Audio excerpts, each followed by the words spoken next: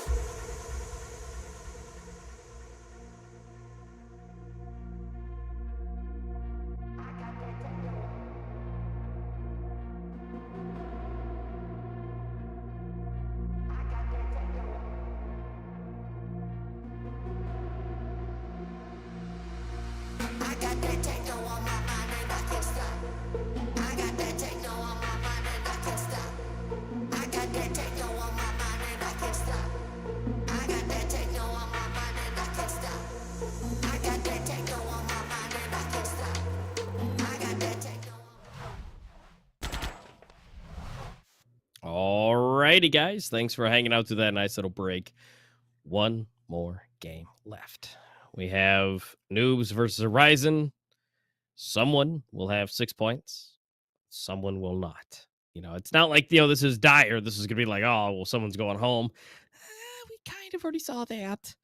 We got to see, unfortunately, INCO leaving the stage. And then, well, we just got done seeing, unfortunately, Pepe's leaving the arena. But, then this is for placement. This is for glory. This is for, are you in the upper brackets or are you in the lower brackets? Are you going to have an easier time or are you going to have a hard time? Yeah, we shall see. I mean, this is going to be, it's not going to be a game that decides much in terms of, who goes home and who does not. That we already figured out. But I kind of like this, Yeah. just to finish out the group stage, fourth game, the last game of the group stage, just kind of chill out, watch, sit back, watch Horizon and Noobs as, well, it is quite an important game for them. Maybe not for the rest of the Standoff 2 community, but definitely for them. They would love to both be in that second slot. Obviously, once again, I'll recap, we have Pepe's on 0 points, so they're going home. And we also have Saints on, 9, so they are undefeated, advancing to, first place out of the group stage. So now the question becomes, Noobs versus Horizon, second and third slot. I mean, I would think that Horizon kind of take this one. Obviously, they are, at least on paper, the better team here. But at the same time, Noobs have been full of surprises, so far. Yeah, Noobs always surprise us. Whether they surprise us by doing terrible or they surprise us for taking out some of the heavy hitters, they do their best and they can do amazing things, or sometimes they don't. Again, it's all part of that amazing time of, what will they do? But again, it comes down to, this here and now. They're going to prepare themselves. Again, obviously being in the upper bracket would make things easier for them. And, can they make it there? Yes or no? I mean, Horizon's not exactly been doing spectacular, but, going up against them, they might do better or they may not. Again, it's up in the air. I feel like this is one of those matches where we should be able to see a solid 3 games, just off the sheer fact of they as of right now, they seem pretty close. Now, could that change? Absolutely. Yeah, I mean, many things could change here. We shall see, as we are going to approach a very interesting, I would say, best of 3, like a true best of 3, 3 maps going all the way. Even though Horizon seem like the better team, again, they were in discussion as the best team entering into this major. Now, I think it's pretty clear that, Saints are up there, and then, maybe, at least for now, seeing the group stage results, Noobs, sorry, Horizon are quite on the same level as necessary, for example, and so Noobs aren't that far behind. They are maybe one of those teams that many didn't expect to play as good as they have been playing recently. But look, in terms of the rating, they might not be there individually. Starfox is actually the highest rated player. A recent sign up from Saints. He left Saints previous minor. He was on Saints. Now he's on Noobs, I guess, doing the carrying there. And if we look at the recent results, well, he has 0-2 blow against Saints, 0-2 against Pepe's, in fact, which is a team that is already eliminated. So that's a bit weird. Going toe-to-toe against Forze and Death or Glory, and then yesterday beating Pepe's 2-1. So, yeah, I'd say just a one caliber lower team than Horizon. But at the same time, we saw yesterday that they are able to at least win Pepe's before they lost. So perhaps, they have showed up to the major to play. So as they're going to get ready, it's going to be interesting to see what they're able to do. Because ultimately, I think this best of 3 is more about like what Noobs can do to make this victory happen, and less about what Horizon are going to do. Horizon are probably just going to play the defaults, even though they suffered that loss against Saints yesterday. I think that's still going to be them just kind of playing how they're always playing, just playing their game, and for the most part, it seems to work. So yeah, I think the real question here is Noobs. Can they come up with something? Have they come up with something in this day that we had? Maybe done some practicing, perhaps really practice their map picks. Perhaps they are really prepared for the maps, which I think would honestly be like their best bet. Just picking a map and really practicing one map, being really good on one map as their pick. Then at least they convert their pick, and after that it's anybody's game. But yeah, on the other side, obviously we will see Horizon, and I don't think we need to introduce them, do we, Master?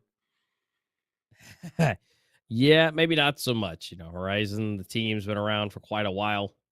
They have their accolades, and they've done good. But again, getting over that line, getting that first place seems to be a little bit of an issue. Now, again, with Noobs, like I said, it's more what Noobs does, not necessarily what Horizon does. If they do their defaults, sure, okay, that's gonna be fine. But at the end of the day, Horizon's gonna do what they do.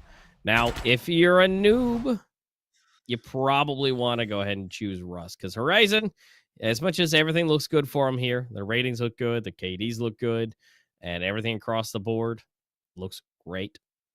If you're a noob, you probably want to choose Rust. I hope they've been practicing Rust, because that'd probably be their best friend. He should be able to get a nice win in there. But as of recent, they've been able to do great. Horizon 2-0, FORZE, Pepe. They lost to Necessary. They barely won against Pepe's. Pepe's was at least able to get one, and then got set back from Saints. And so all the triggers are here. The capybara has returned, and Lighting, he likes to have a couple extra friends with him. And of course, I'm looking for the cheese. I'm looking for the block of cheese. I don't remember who had the block of cheese, but someone had the block of cheese. And of course, you have, your main man here. He's got his double fans. He may not have trinkets, but he does have cool fingers. Yeah. All right. Well, let's see how it goes. Again, I feel like this is going to be Horizon just playing their game.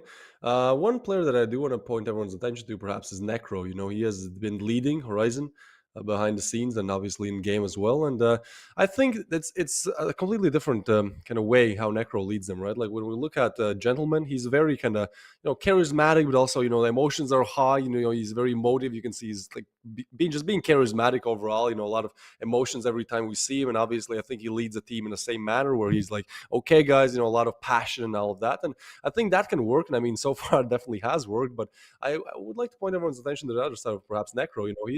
He's very, very slow with it. He's very methodical. Rarely ever when we see them on camera, we see any emotions at all.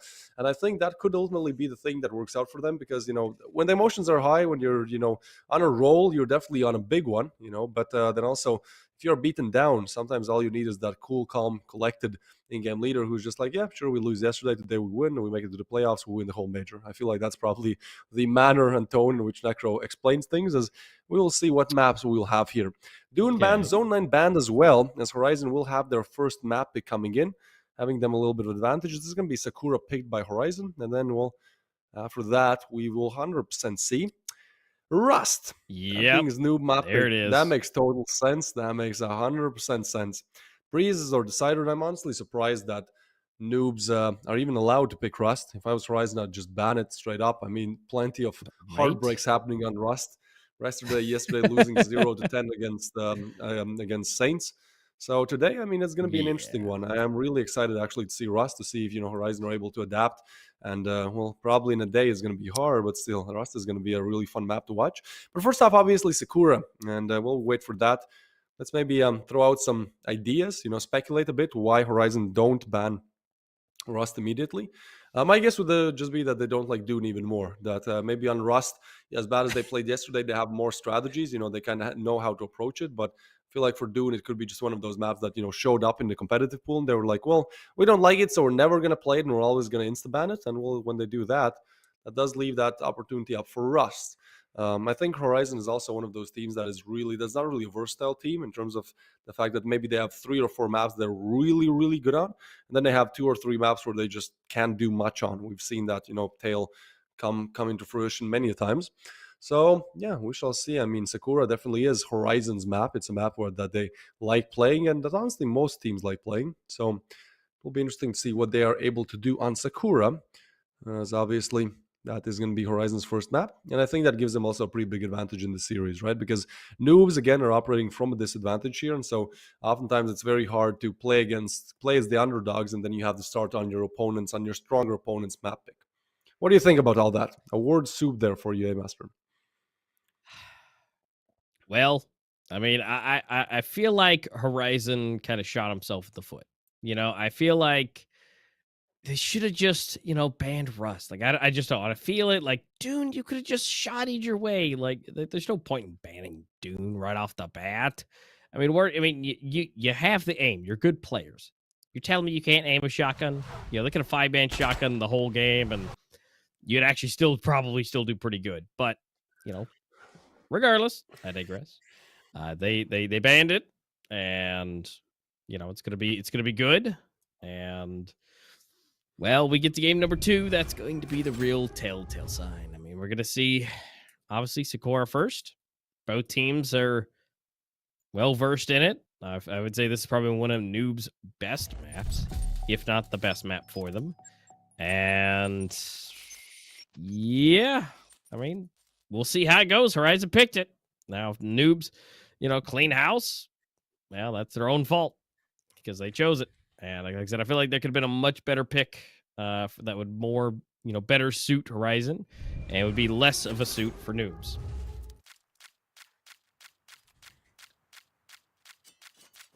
All right, well, heading into the Spitzel round, we shall see how it goes. As Noobs will definitely be looking to, get ahead of this game as quickly as possible.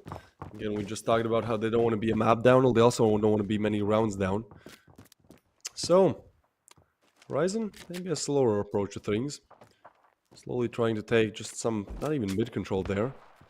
They have plenty of time to play with. They are really the, I wouldn't say the leaders, but the ones who decide the pace of this game. As Envy is going to decide to just nade Anki, Star Fox out of this picture. 4v5 now, and Horizon still plenty of time to work with.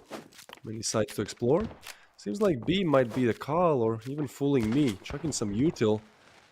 Definitely dragging the players there, but now the rotation's being made towards A. Oh, Horizon, this is beautiful strategy masterclass. As they still keep 3 new players on B, well, now they're going to head towards A, and even though Porcelain catches wind of that notion, it's also going to be there. Bombs not completely open, although Leda is able to get one. Okay, Leda. That's better. That's good. You still need to get one more. He tries to run for safety there. Porcelain actually gets flaxies, and somehow the strategy that looked so perfect at the start here, Noobs have well found their way at getting these frags. That is big for Noobs, but what else is big is that backstab by Necro. Not expected, but refragged immediately is Zeiss. A 2v3 now. And now, I would say that Horizon need to get a little bit worried here, because they've lost the bomb. It's exactly on the bomb site, and all three players of Noobs are just going to stay there to deny it being taken. Now only Necro in a 1v3. His footsteps are definitely being heard. And well, the bomb not even in his hands. 20 seconds to work with. I think this should be over any day of the week. He spots one player, but yep, backstab by Toos. So actually, Noobs take the first round. Great start for them. I mean, exactly how they want to and how they should have started this. Meanwhile, guys, there's a code for you. If you want to have a chance at getting some nice free items in game, well, you have to be quick. You know the jizz. Go to the promo code section, enter it in there, and get yourself some free gold, some skins perhaps.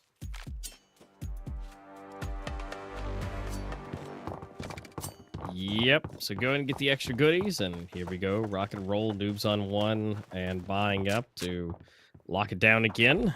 So Horizon, you're going to have a little bit harder time this time around.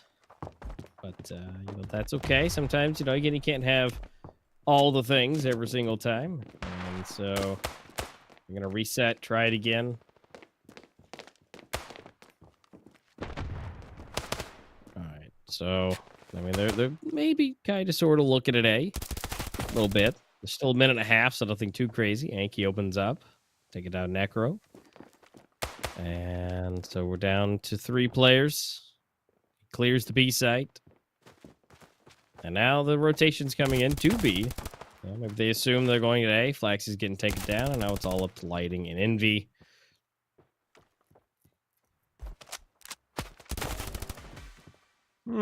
Porcelain gets one and Envy the only one left alive. Seems like, yeah, maybe Saints can convert.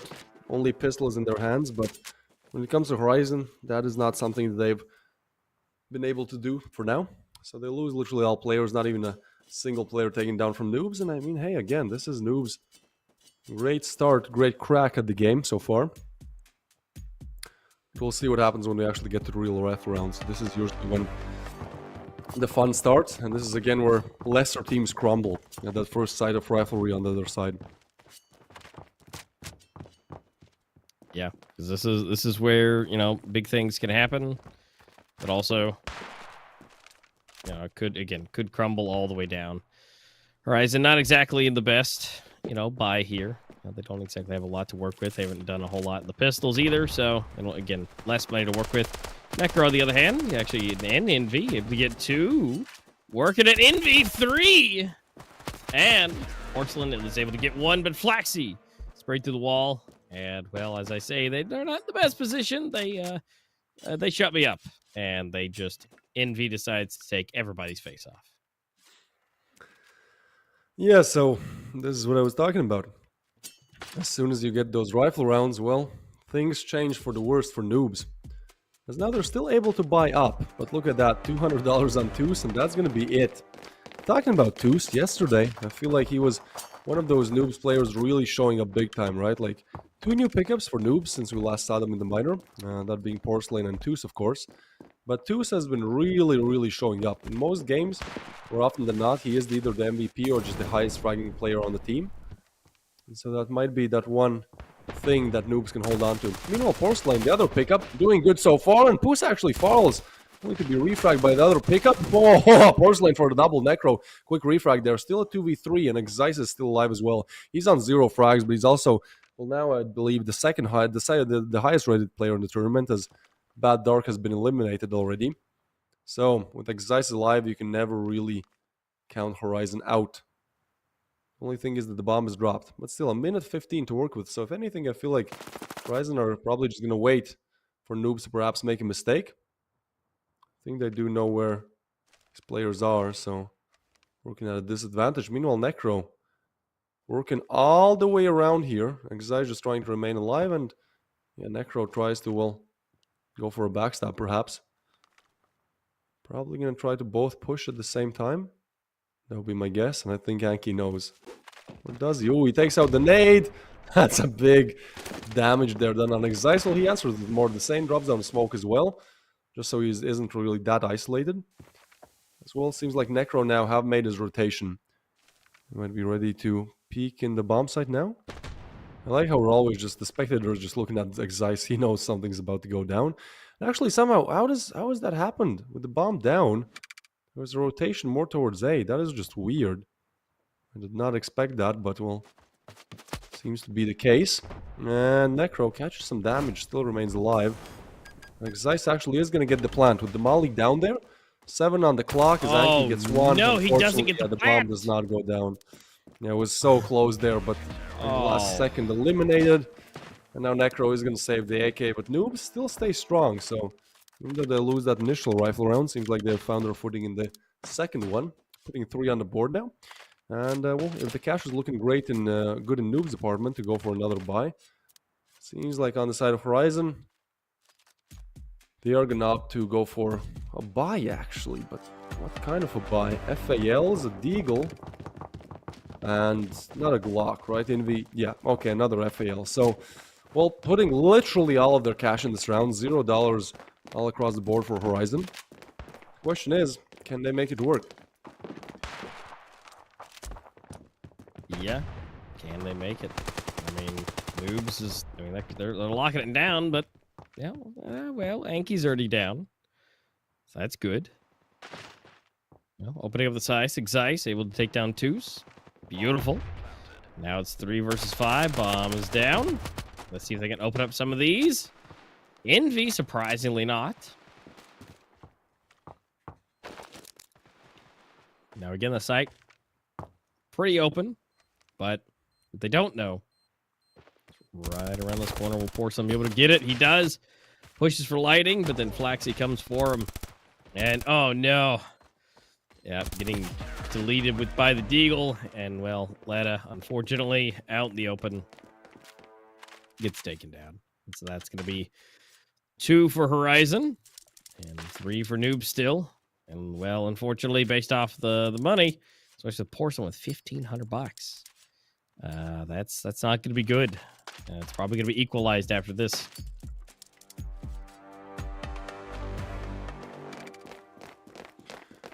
All right, so we have Horizon now buying up, and Noobs, as good as their economy was looking a few rounds ago, now it's starting to dwindle a little bit. So, well, now they are going to be only on pistols. And so far, the only 2 teams actually that we've seen do great with pistols is INCO and Saints. The rest yet to show up. Oh, Envy getting a bit played around there. Well, he's actually going to get away and take the peek again. Gets a frag on Letta. Yeah, this should be all over A-Master, isn't it?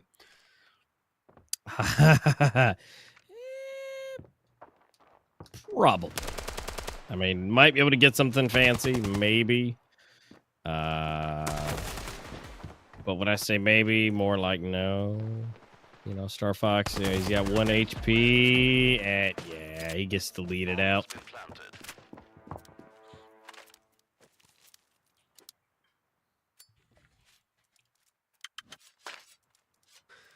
Well, all equal here, and I feel like as good of an opening as Noobs are having, now it's starting to lose its momentum a little bit. Zeiss spamming sorry. I think that will be what he's saying as well when Horizon might win their map pick. This is, again, Sakura. This is a map that Horizon chose to play, and as much as we can say that there are some definite weak points for Horizon, mostly, you know, their map selection, not being able to perform equally on all maps. Well, Sakura is not going to be one of those. Sakura is going to be one of their cornerstones.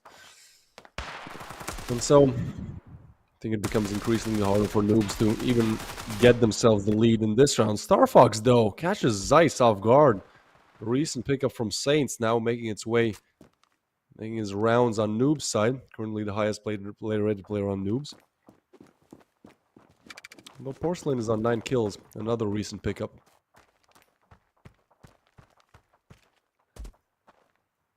Yeah. And I mean, they're getting there. They're working their way up. Again, making that commitment.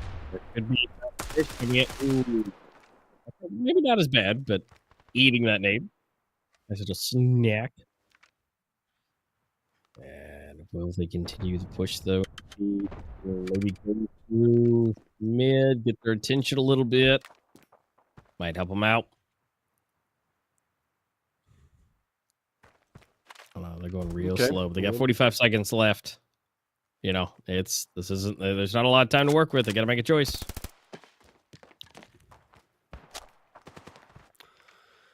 Yeah, I mean, a big choice to make here, and only 30 seconds to materialize it.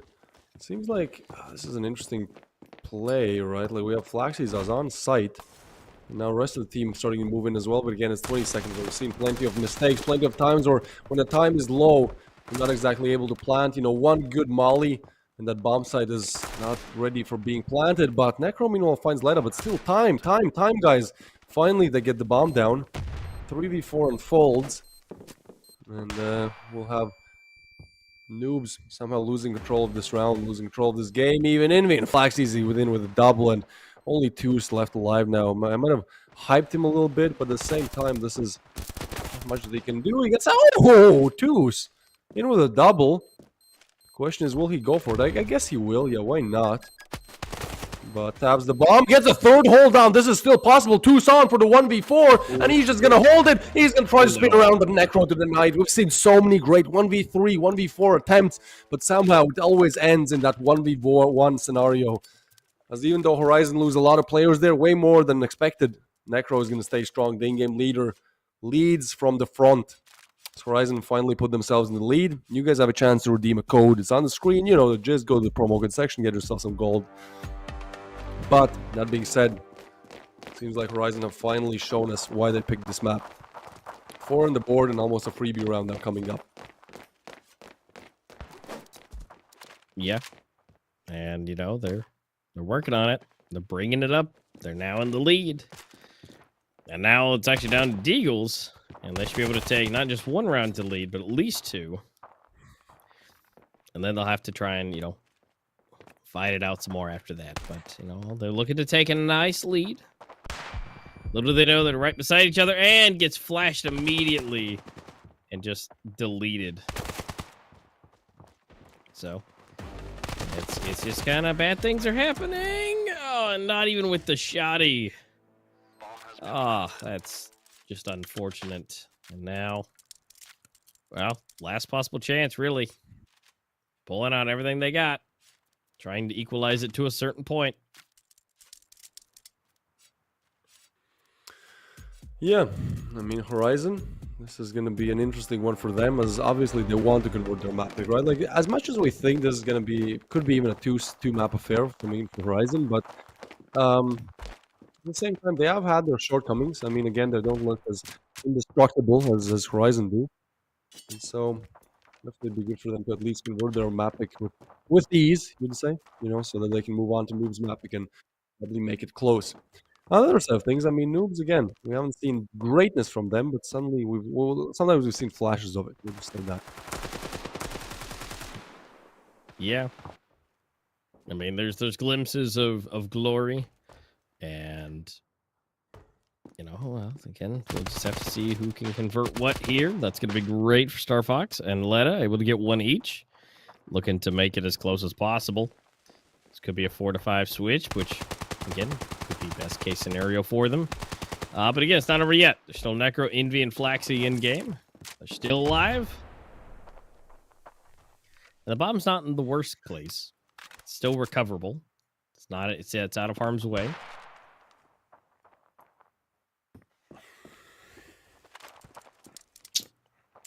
Well, all right, the 3v5. We've seen Horizon convert under bigger pressure and crazier odds. But the question still remains, can they do it in this one? As you said, the bomb is still dropped, and actually trying to take A could probably turn out for the worse, as it's long range, at least A long is. Don't exactly have any ways to crack it open. Okay, Envy, I mean, he's trying to at least make his presence known there, but look, there's 20 seconds on the clock. Guys, what is happening here? You need to pick up the bomb now. You need to make the call now. They're trying to scout out the B bomb side. This is definitely heard. What is happening here? This is just a mistake. 10 seconds on the clock. What? Are they going to save in the last round? This is just a huge mistake for Horizon. Yeah, there's no more time to plant. Wow. So Noob just nope. freebie. Oh. That's Well, that's good I mean, for that Noobs. happens.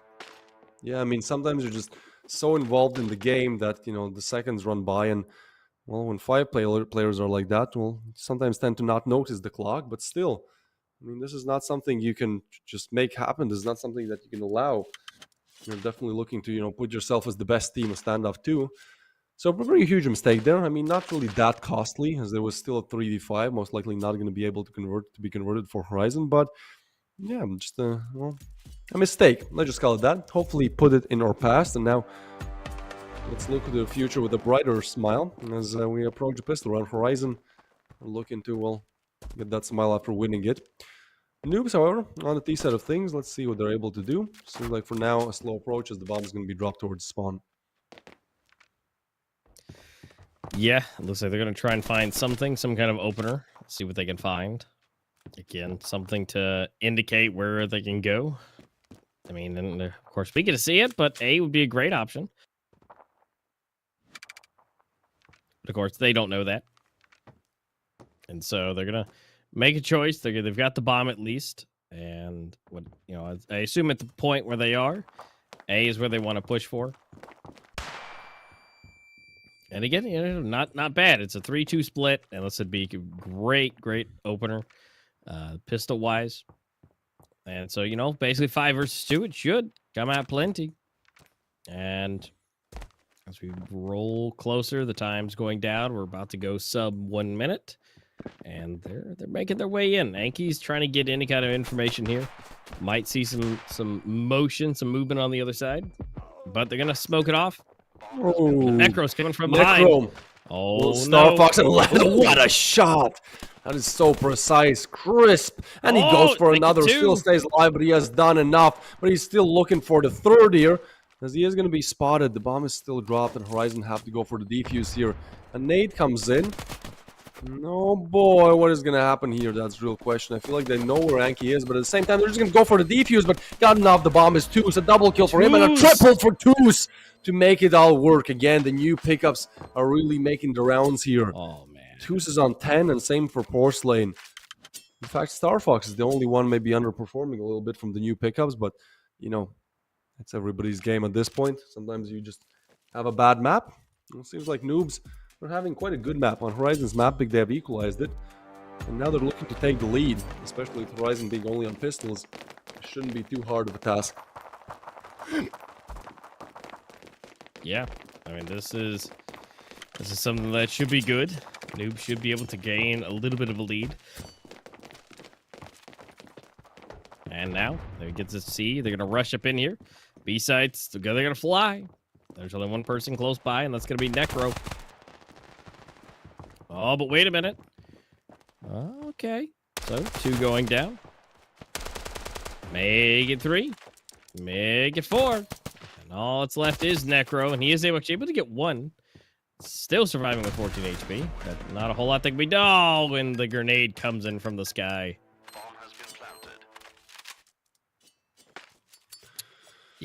Yeah, well, that is going to be Noobs taking the lead here. Now having 6 on the board. Looking to add even more to the tally. As once again, the rifle round comes in. In the last half, we saw that, well, them being in a similar position, they're in fact not able to convert the rifle round. But this one things could be different, especially with letting only being in a FAMAS. Well, that's one player a bit easier to kill. B bomb set. Going to be under attack. Noob's actually wasting no time here. Heading towards B as quickly as possible. Trying to surprise Horizon. So this is going to be a quick one. At least for Flaxies. He gets led and seems like the quick approach could actually work out. Okay, Flaxies go down, but Necro quick on refrag. Necro with the double envy comes in as well.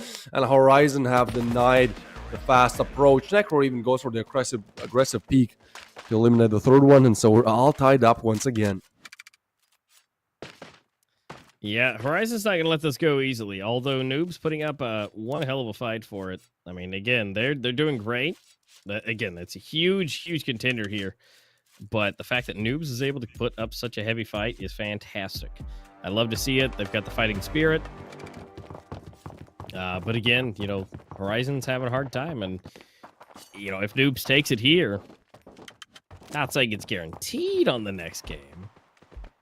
but you know, it is Rust, and we know what's historically happened with Rust in more recent times. So this is definitely one that Horizon really needs to make sure that they pull ahead. But right now, Noobs is they're priming themselves to be ahead.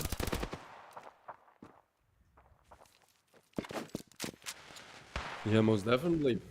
I mean, at this point, it could be, when you say anybody's game, we'll see if it is. As well, Horizon have lost a player, but a lot of HP lost on side of Horizon. Okay, Noobs. Well, they're going to refrag with 1. Toos again shows up. 12 kills on the board for him, but 3v4 nevertheless. Bomb is dropped, although very nearby, and I think Leiden knows that position. Toos, in fact, is going to be the one to eliminate him. And so I think they would normally gear up towards A, right? Like the bomb is there, they're kind of clear at least 1 or 2 players there. At the same time, Horizon are making rotations as well. Well, there's still 50 seconds to decide for Noobs. As, well, Necro's elimination will definitely point things towards A. But, Envy, quick on refrag, actually finding another player. Now they called that the bomb is there as well, so yeah, for sure. Flaxies will do everything but leave A. Ooh, he does actually get the frag. Star Fox long range. Wait, they didn't spot him, right? This might be a little bit of an oversight. I don't think they spotted him, so even though there's 20 on the clock, they don't expect Star Fox to be coming from here. The only thing is they have to retrieve the bomb first. Star Fox, that is. So, he's going to head towards the bomb with 10 seconds on the clock. Yeah, he has to move slow to kind of clear his angles, or just do this, throw the smoke, and actually get away. The only question is, can he plant the bomb? 5 on the clock. There's not enough time, Star Fox. What is happening? 2 on the clock. Is there time? No, there's... What? Last second, last millisecond, and he's still on for the clutch, but that is denied. Oh, that was played to perfection. He was counting those milliseconds down. I don't know how you do that. I saw 3 seconds on the clock. I was like, surely not, right? But, well, he does plant the bomb. I would say, if anything, Horizon, making a pretty huge mistake there. I get it why they both group up together, but at the same time, it's like, well, you still gave them the bomb plant. You still gave them some extra cash. So that does mean that in this round, at least, they will be able to buy up as well. That's something that you do not want to come up against. So, let's see if Horizon are able to win yet another one of these, you'd say, hard rounds, where, well, it's literally everything that Noobs would want. Scoped ARs, full util, full Kevlar, literally everything. yeah, this is everything and everything. And it's going to be the hardest it's ever going to be for Noobs, with Horizon fully stacked. Got all the utility belt attachments. And now they're going to be throwing it. They're going to be pushing. They got some speed coming up in here. Oh, that was a nice landing.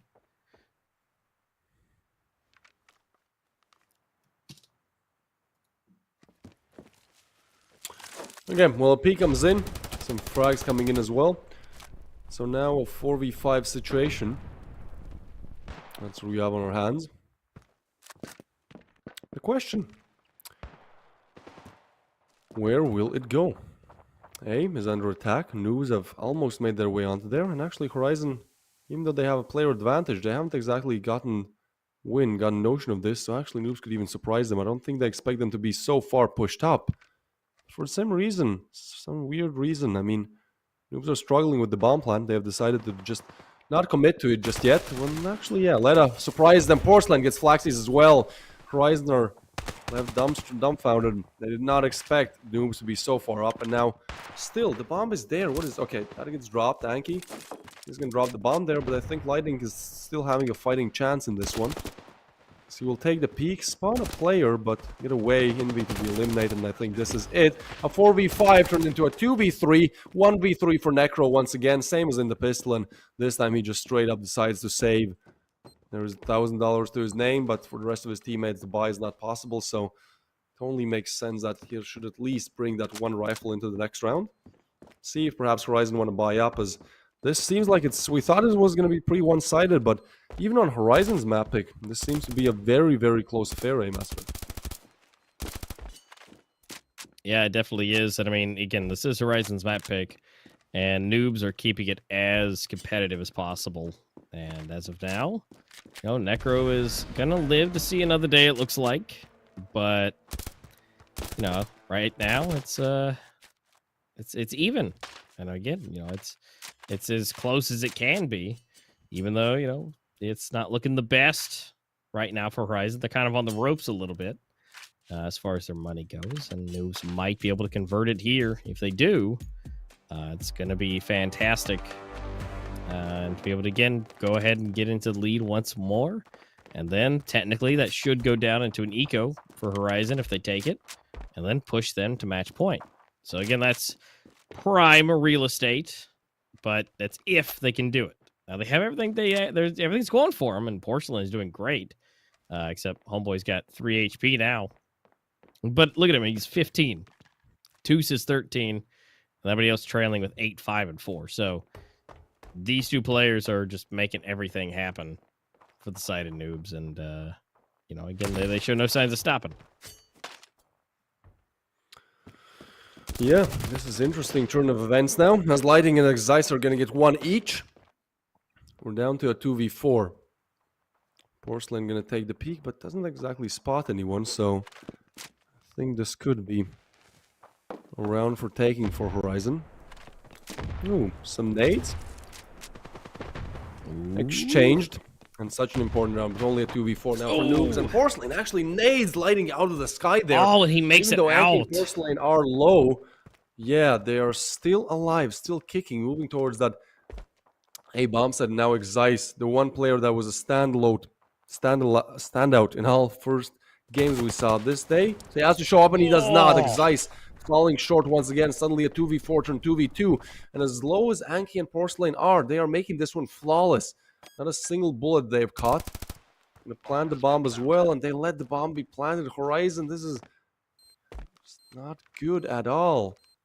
Still a very hard task for Noobs, as there's plenty of util to be used for Horizon to retake the site. And yeah, that's gonna be one shot and down. Porcelain out. Anki left for the clutch. When the man with 16 frags is not able to deliver, can the guy with 5 do that? Anki has been falling a little bit short recently, so this would be the perfect way to redeem himself, but Necro is going to eliminate him. Not even given a fighting chance, and Horizon once again put themselves in the lead, but man, this is as close as it could get. Back and forth, back and forth, back and forth.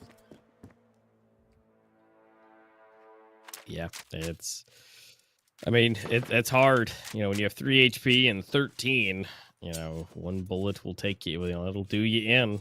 And well, somehow they convert it. Horizon pick it up. As much as it was about to be match point if they had lost, somehow they scrounge it up and make it happen. And so now they lose, they win one more. Now they're on match point. Again, this is as close as possible. Now this is definitely for Noobs, all or nothing, because they need to make something connect here. Oh no, and one of your top fraggers just got deleted. Porcelain out. Now it's up to the rest of the team to make something to convert here. Toos is still in this. He's right there as being the top fragger, but everybody else needs to maybe pull an extra kill or two and be the best case scenario. Yeah, most certainly would.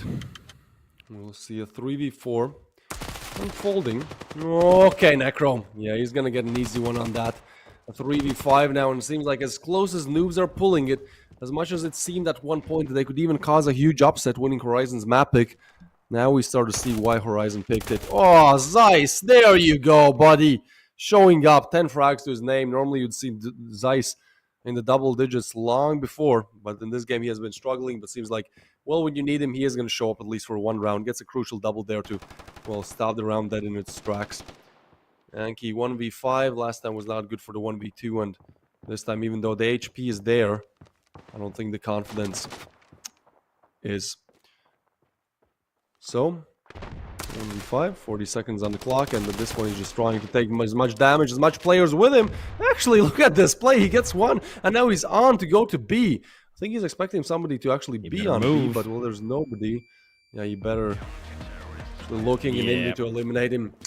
Yeah, I mean, look, obviously he doesn't see through walls, he doesn't have the info or the mini-map to know that he should have just ran B, but honestly, that could have been the play. Maybe grab himself a couple more frags, but ultimately, a 1v5 is something that we have not seen yet in this major.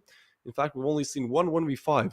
Well, in my career, casting Standoff 2, that has been 2 minors, 2 majors. We saw a 1v5 in the first minor that we did.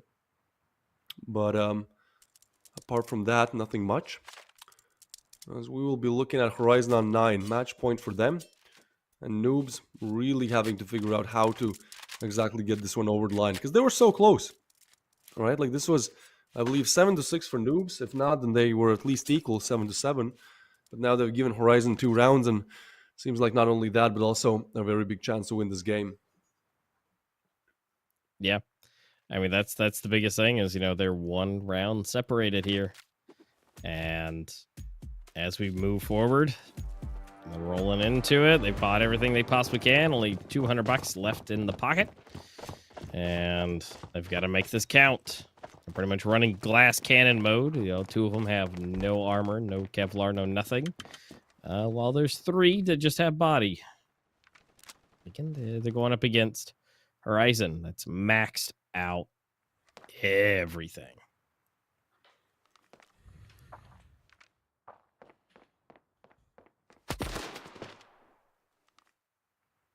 Okay. All right. 1. That is 1. Noobs now 4 players away from losing it all. Again, after such a great start, we thought maybe Sakura. Maybe. But, well, now, again, 4 away, and the utility on side of Noobs is not the greatest either. Like, they have 2 players on FALs, they have, well, no, 1 flash. 1 flash to make an execute, alright. Good luck with that, Walletta! Good luck with suffering that clutch lighting. He's going to be asking himself what exactly happened there, even though he deals a lot of damage on Letta. The flick is still there, and could that be the thing that switches tides here? So we're going to see a 4v4. Bomb still uncommitted, but maybe moving a slight bit more towards A. Actually, a very intelligent call. Now, Envy is going to grab notion of that, so obviously rotation's coming in. But still, that A bomb side I feel like could be the one that they are able to take. If anything, Noob should probably rotate at this point, because 3 players have already rotated, and there's a backstab coming in as well. This is so much info on the side of Horizon. Necro calls B completely clear, so Horizon are going to... Noobs are going to meet. Well, 3 players of Horizon pushing in. That nade, first to start off things, but actually they're not aware that long. There's also players. That's a pretty weird death. Zeiss is going to get 1, so still a 2v3. And 10 seconds on the clock. I don't think Noobs can make this happen, can they? Have to push on site, have to plan the bomb, and Zeiss is ready once again. He was not performing to his usual, but when it matters the most in these last couple of rounds, he is able to take them all. So Horizon, they get a victory that perhaps was... They had to fight a little bit harder than we thought. Is lighting in a pajama? Those look like my pajama pants. I mean, that's one way to feel comfortable, I guess. But goddamn, He's also in socks too. So I mean, he is all about the comfort. I mean, he is just ready. It's just like he's working remote, man. It's from the top, from the waist up. He's in professional mode, and it's all about how he performs, right? Yeah. And, he's got his capybara to help keep him company. But, Noobs, they don't look totally defeated. Like, they gave it a really good run here, right? This isn't their best, but again, at the same time, that's just something that's happened. They gave it a great run, and then they lost it just a little bit on the end there. So, I mean, great showing. And now they're going into arguably Horizon's worst map that they have. Shake it off. You know what to do. Annihilate on rust. Bring out the oxidation. Make it even more rusty. And, try it out. But at the same time, Horizon may surprise us. We don't know yet. It's coming up, though. Yeah, it most certainly is coming up. I mean, again, this is Noobs mapping, and honestly, with the way, these teams are way closer than I thought they would be. It could be that Horizon are just having a bad game, but at the same time, when you can bring things up to a 10-7 on your opponent's map pick, once we move to their map pick, I think it is possible there's a discussion at least that we go all the way, that we go, 3 maps here. Obviously, we shall see. There's a lot of interesting things still in play. Next up, obviously, is going to be Breeze. That being Horizon's mapping. We've seen plenty of Breeze today, and we're going to have no shortage of that anytime soon. And obviously, if we do get that 3rd map, well, that is going to be Rust. And I feel like that is going to be a big problem for Horizon, actually. Like, Horizon should be looking to close this out right here, right now. We know Rust, that is literally the kryptonite of Horizon. Yesterday, they lost 0-10. against Saints on it. Yeah, Saints are good, but 10-0, come on, it's against Horizon. And also, on the first day of the minor, we saw them suffer, I believe, 8 rounds lost in a row. They were like down 0-8 up against Rovile, a team that many would say is worse than Saints. So probably the problem is not exactly Rust. The problem is, Horizon on Rust.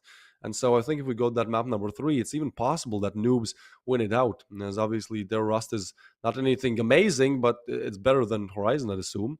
So I think Horizon are really looking to, close it out right here, right now on Breeze. Just a confident 2-0, get it over the line, secure yourself the second slot in the group, and start off the playoffs tomorrow from an easier place. Because again, this matchup is for who takes second, who takes third. The team that's going to win is going to take second slot in the group stage, making it easier to win the playoffs. Because if you are third, then some extra matches ahead of you.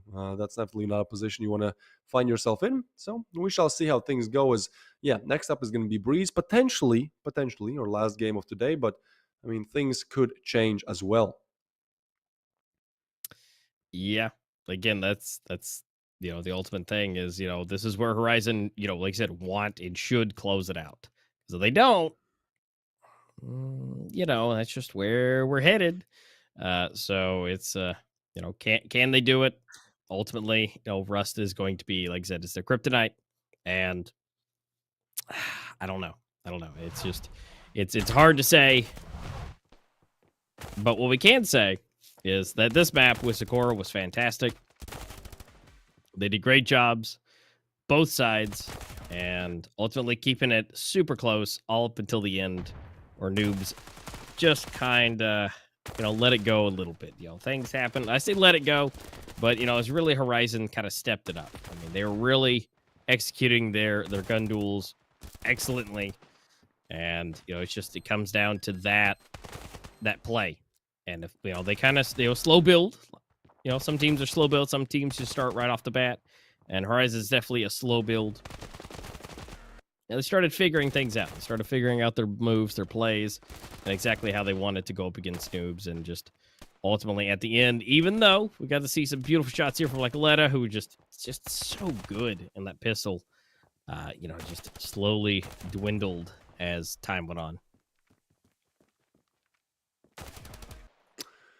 Yeah, this was an interesting start of things, but ultimately Horizon proved to be just a little bit better in those later stages of the game. And I feel like that's also kind of, experience, right? Because Horizon have been a great team in Standoff 2 for so long, and so in the moments where it matters the most, players like Exeist, who maybe was having a bad start of the game, well, he shows up big, he gets a double there to close out one round, and then the last round of play, he gets a crucial frag there as well to deny any kind of shenanigans going on.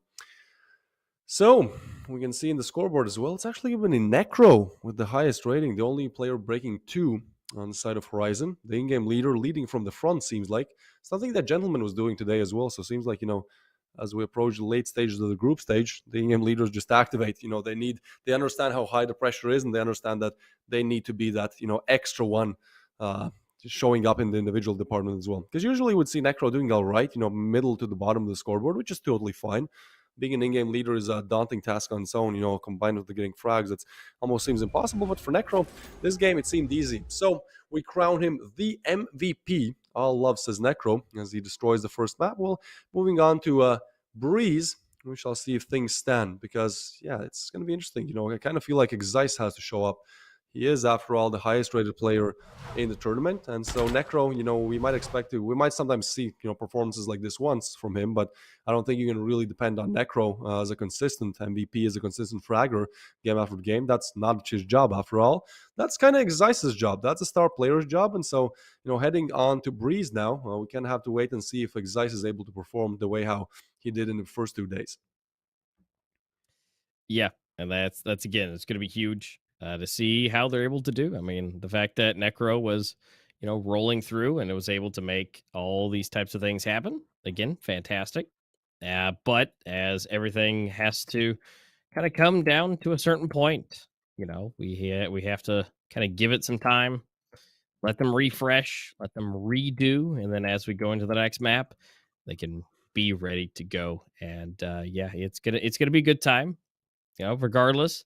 Can Horizon close it out before it gets too hairy? Maybe. I mean, the fact that Sakura was their pick, And, they came down to this close. And most of the rounds didn't exactly just walk away either. And so it's gonna be a time when going into game number 2, it's again, not necessarily gonna be the best for them, but they're gonna have to try their hardest. And Noobs trying to take advantage of some weak points.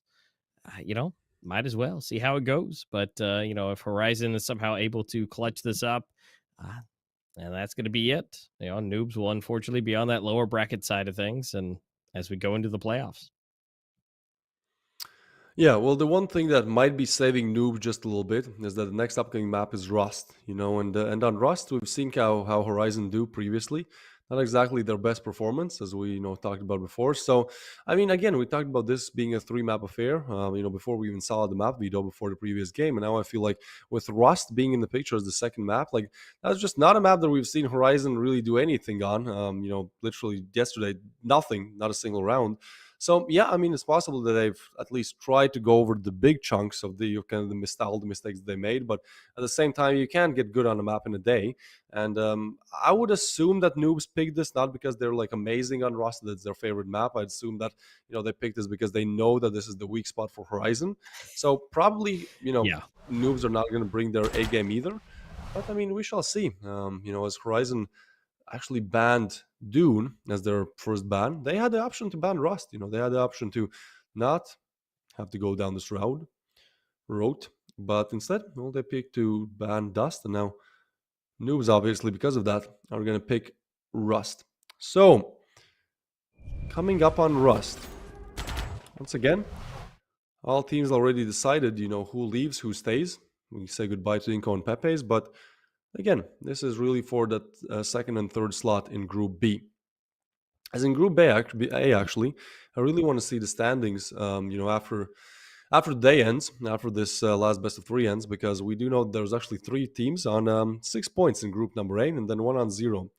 So it's going to be interesting to see how those seedings go. I do believe that they are off of round balance, so we shall see if in Group A we perhaps see some familiar names or not so familiar names at the top. It's completely possible that actually FORZE, a team that lost their first game, is the one taking the leader spot, and necessary for all we know could be third. All of that and more coming up soon as we head in to our what could be our last game today. Rust coming up. Noobs looking to make the comeback, while Horizon looking to show a better performance than yesterday, and I feel like that's going to be a pretty simple ask, because yesterday they get 0 on Rust. Yeah, so essentially, as long as they get 1 round, they're doing better than they did yesterday. But obviously, Noobs is trying to hit a pain point on them, and well, if they do, hooray! If not, Horizon might be able to actually combat against Noobs here on Rust. That's an ultimate question, and well, like all maps, like all things, we must start with the pistol round. And that'll give us the first opener. We see everybody's got some nades, so there could be plenty of chip damage coming in. And we're seeing, potentially Star Fox trying to get some extra pings off the bat. Nothing connecting, so that's okay. And again, they're going straight for A. Everybody's going there, except for maybe Zeiss. He's hanging out a little bit off to the side. Envy already getting deleted. So they're already going to be a man down now. Look at Enki. He's up so far. But, trying to keep them on their toes. Yeah, most definitely. Some bullets flying both directions, but for now, Horizon have lost a player, and I feel like they've also exposed that they're 100% going gay. So, with the bomb being dropped, a minute and 10 left on the clock. Let's see this one. Well, moving towards A still. Like, at this point, call the rotation. What is happening? Necro, he's such an experienced in-game leader. Surely he has to understand that at this point, all of Noobs have made a rotation. Actually, I feel like if they wait just a little bit longer, some players can move towards A, but no. Seems like it's going to be flashes popping, them pushing in. Oh no, Flaxy spots the player, even though his flash is able to get 1. But still, you can't get all of them. They're all just stacking there, so 2v4. And even the bomb is not going to be able to go down. And oh boy, seems like Horizon, the same old tale continues. They're just not able to do much. at least in the pistol rounds of Rust. As well, they go down with only a single frag gotten, and now onto the pistols we go. As Horizon, I think one of the worst places for them to be is to be the ones trailing, the ones trying to make a comeback on Rust, as we've never really seen that happen. So, you know, some food for thought. Yep. And well, now they're going to try it again. But will we see Porcelain grab anything here? Not this time. And so, again, you know, he tries for those early blasts, but it seems that they're ready for those as well. And, you know, it's just, you know, something to try, something to do. And well, Porcelain is here. Now, he didn't get the early picks, but he is going to take out Lighting right off the bat. Necro trying to make some extra fun here, but Toos is just ready. Flaxy with 3 HP. Trying to make something kind of connection, but Star Fox is here. He's got 100 HP. And, well, actually taking out Star Fox immediately, but Toos and Enki able to refrag.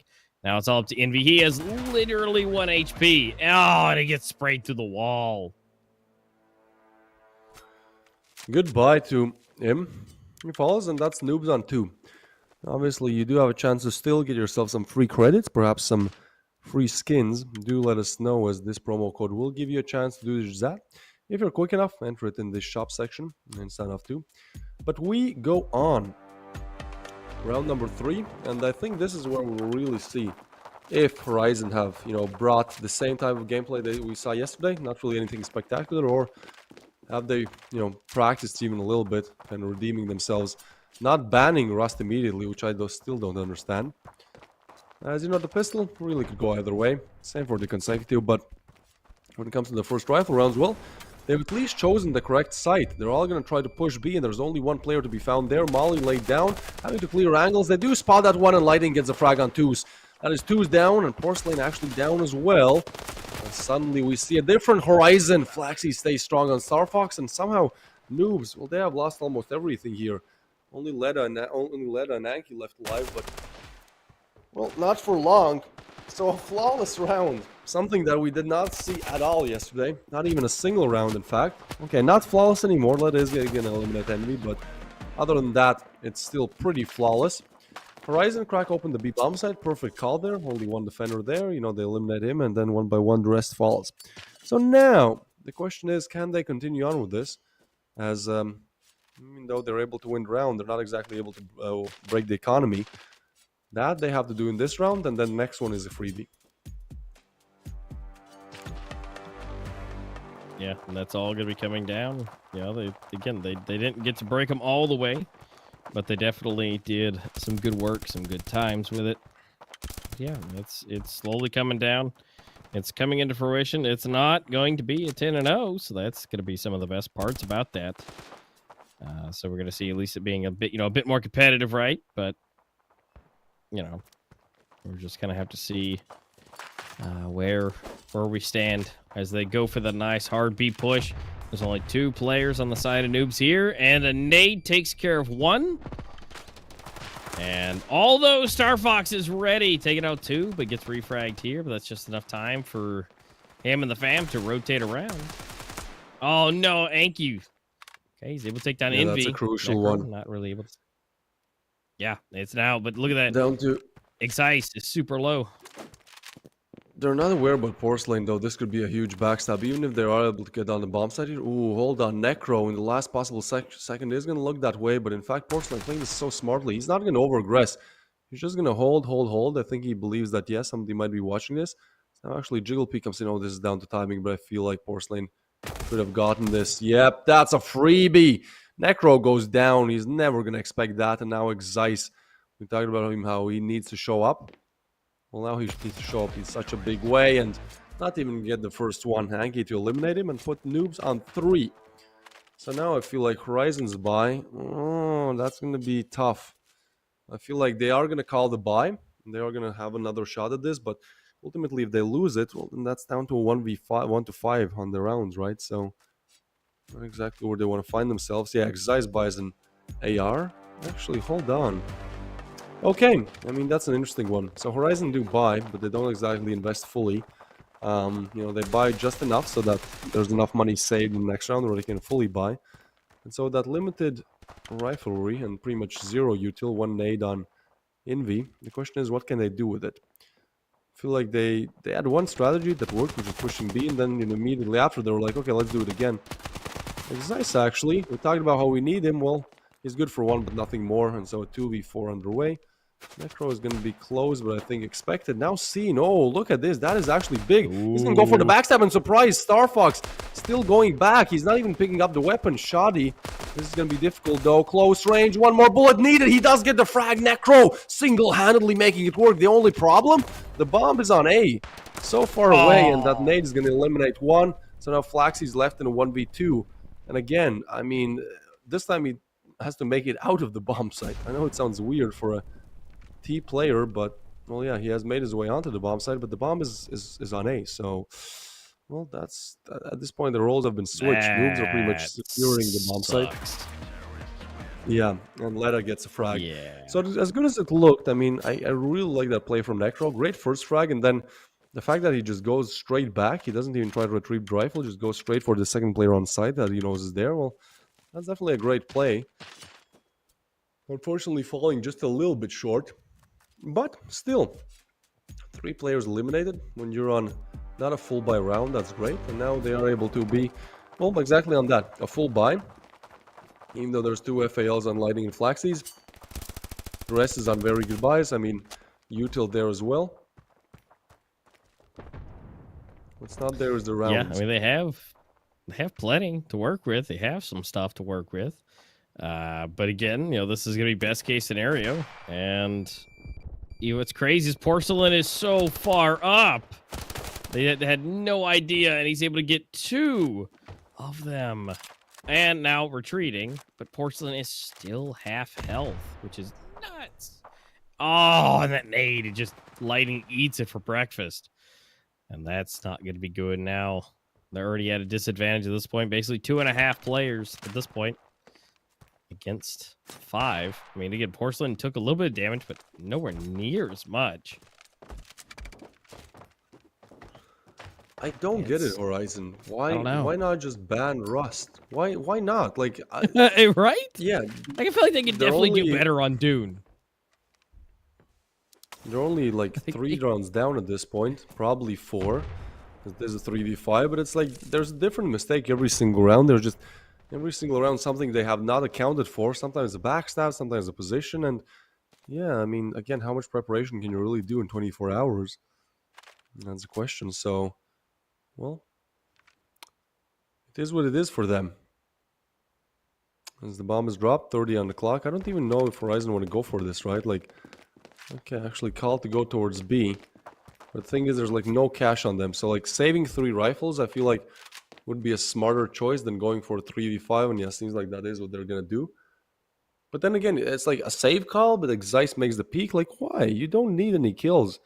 Getting a frag won't really change much on the side of Noobs. You, however, you desperately need to save those 3 rifles. Well, that's what they're going to do. Seems like it's going to work out for them, at least for now. And all that puts Noobs on 5. Definitely leading this half here.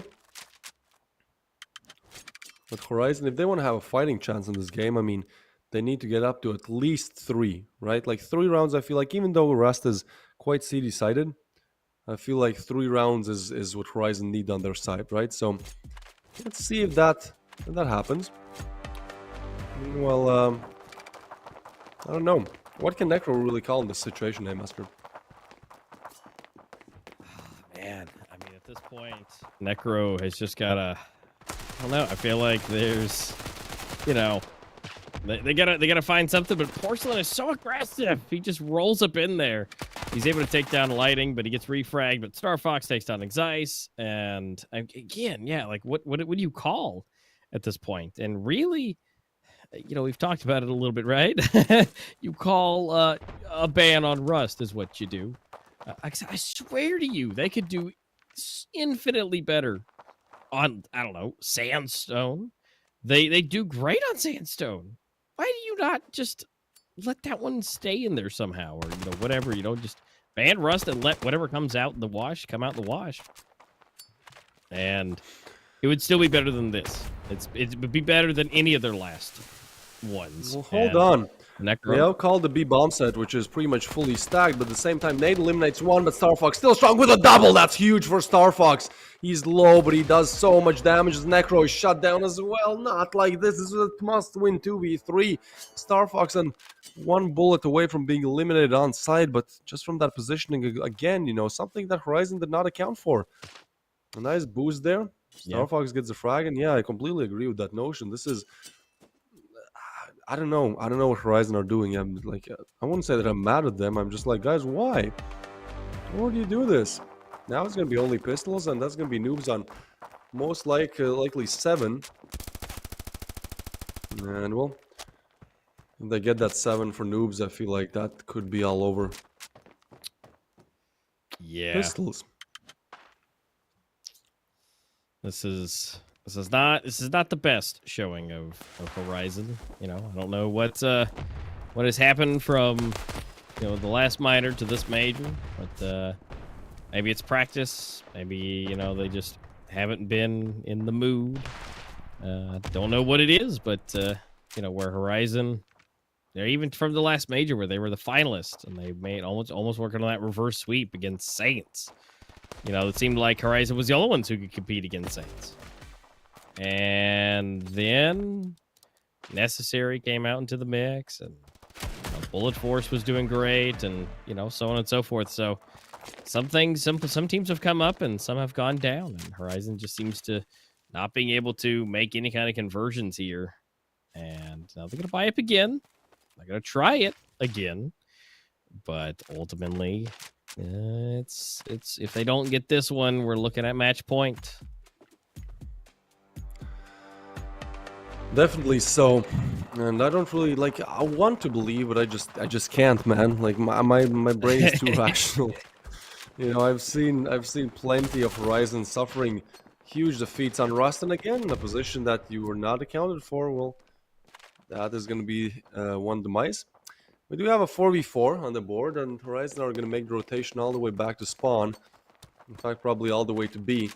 Last time, all it took was one player on B to stop it dead on its rights. Well, now they're going to test their luck again. I actually like this call. I think it's smart. They just need to be quick, right? Because noobs have sent 3 towards A, but now with pretty much no action towards there, I think it's time that they start considering that, hey, for a long while, there has been absolutely no noise made on A. Let's move B. How about that? But in fact, it could be a little bit too late. I think ultimately this rotation means everything, but the smoke's coming in. Okay, B bomb site. But two's too strong. Gets one, and all he really needs to do is get another one. At that point, it might be all over, but in fact, Flaxies gets one, and now rotations are coming in. But the bomb? Can you plant the bomb? That's a real question here. Oh, Porcelain pushing through, getting one again, just eliminated. Necro is good for Porcelain, but they're going to try to isolate Flaxies. He's getting pushed and has to switch to the pistol here, although Necro is good for Leda. This is a 1v2 where Star Fox gets one, gets away as well, and even though he's not great on the HP department, yeah, he is going to get eliminated. So Horizon at least get that second round in the first half. And okay, actually now there's a little bit of a chance, right? Like now we're in a point where, well, we've seen CD side being quite overpowered, I'd say, on Rust. And so, well, let's see how things go. Horizon, obviously, they need to convert this pistol round. If they lose it, it's over. And even if they convert the pistol, they need to get the second one as well. And preferably, you know, if possible, get the first rifle round. At that point, it's 5-7. It's not great, but I mean, it's what you have to do, kind of. You made so many mistakes on your T side that your only chance is really to hope that noobs do the same. Well, the call is definitely not perfect. Noobs are gearing up towards A. Meanwhile, Horizon are only now checking mid, which means that probably a clean bomb site and possibly a 5v5 retake coming in. Yeah. It's you know, that's gonna be a tall order for him. There is an opener, there is some possibility, there is a route. Can they hit the route? You know, can they make those things happen? Can they bring those different pieces together? I mean, as of right now, you could be seeing the bomb in a nice safe position for noobs. They're pushing, they're going, there's smokes everywhere, but now here comes the nade. damage all over the place. Lighting just tanks the nade. Barely alive. And so maybe they can do a little bit of extra damage here, but no, Anki does go down. Trying to see what kind of options they have. I mean, the whole team, all of Horizon, is just over there. And I mean, they're going for some double jumps. They're going for some peaks. But can Letta is fully flashed. I mean, I like this play. I feel like if they do decide to engage it, it's going to be problematic. Letta catches some damage, but actually with the bomb down, why have they? This is so weird. Noobs now are the ones that are making a lot of rookie mistakes. Like, they have the bomb, but they still haven't planted, only now retrieved. And yeah, meanwhile, Necro and Envy are just going to clean the site. So once you have the bomb on site, well, you no more have control of it. And so Horizon, yeah, why not? Why not? A flawless round. None of them go down. Almost a team ace there. And that is Horizon on 3 doing the least bit necessary to have a chance at this game. Meanwhile, you have a chance to, of course, redeem the promo code shown on screen right now. Go and put it in game and let us know if you get something cool out of it. What is going on? That is my question. Noobs makes such a big mistake there. I know it's a 3v5, so still unlikely that they convert, but like, instead of taking the bomb, going back to spawn, taking the bomb, and then planting it on a bomb site that you have taken, you decide to leave the bomb site, push out on the other end, where there's absolutely no reason to do that. Greed could be the only explanation. Well, now, this is a round where I feel like things could really go either way. Horizon do get that first shot. The reason why I say it could go either way is because, I don't know, I'm just not... We've seen plenty of weird things happening. It seems like for now, it's not going to be anything weird. Only Envy spotting a player there, but not being quick enough. So 3v5 and denied even entrance of the bomb site. Yep. There's not a whole lot. They're just going to get deleted here, it feels like. Best case scenario. Maybe a kill, but yeah, maybe not. And so now they're going to check it. They're going to buy up. And now it's going to be better, right? It's going to be better. Now they have weapons. I'm going to try this. It's mostly rifles. We do see a shotty coming out, which is going to be good. Anki's going to have some stuff. Porcelain actually bringing a P90 to the club. See how that works out. Good job, Horizon. You've gotten 2 rounds in this half. I still don't believe. I'm sorry. I need to see a rifle round conversion. If Horizon win this round, I could start seeing, yeah, okay, see, decided they're 2 away. Like, yeah, okay. This could go their way, especially with Noobs spending all their money. Next one is INCO. If Noobs are not able to convert, at that point, we're up to a 6-7. But if they lose, well, that's a huge problem. So, a must-win round for Horizon if they want to close it out right here.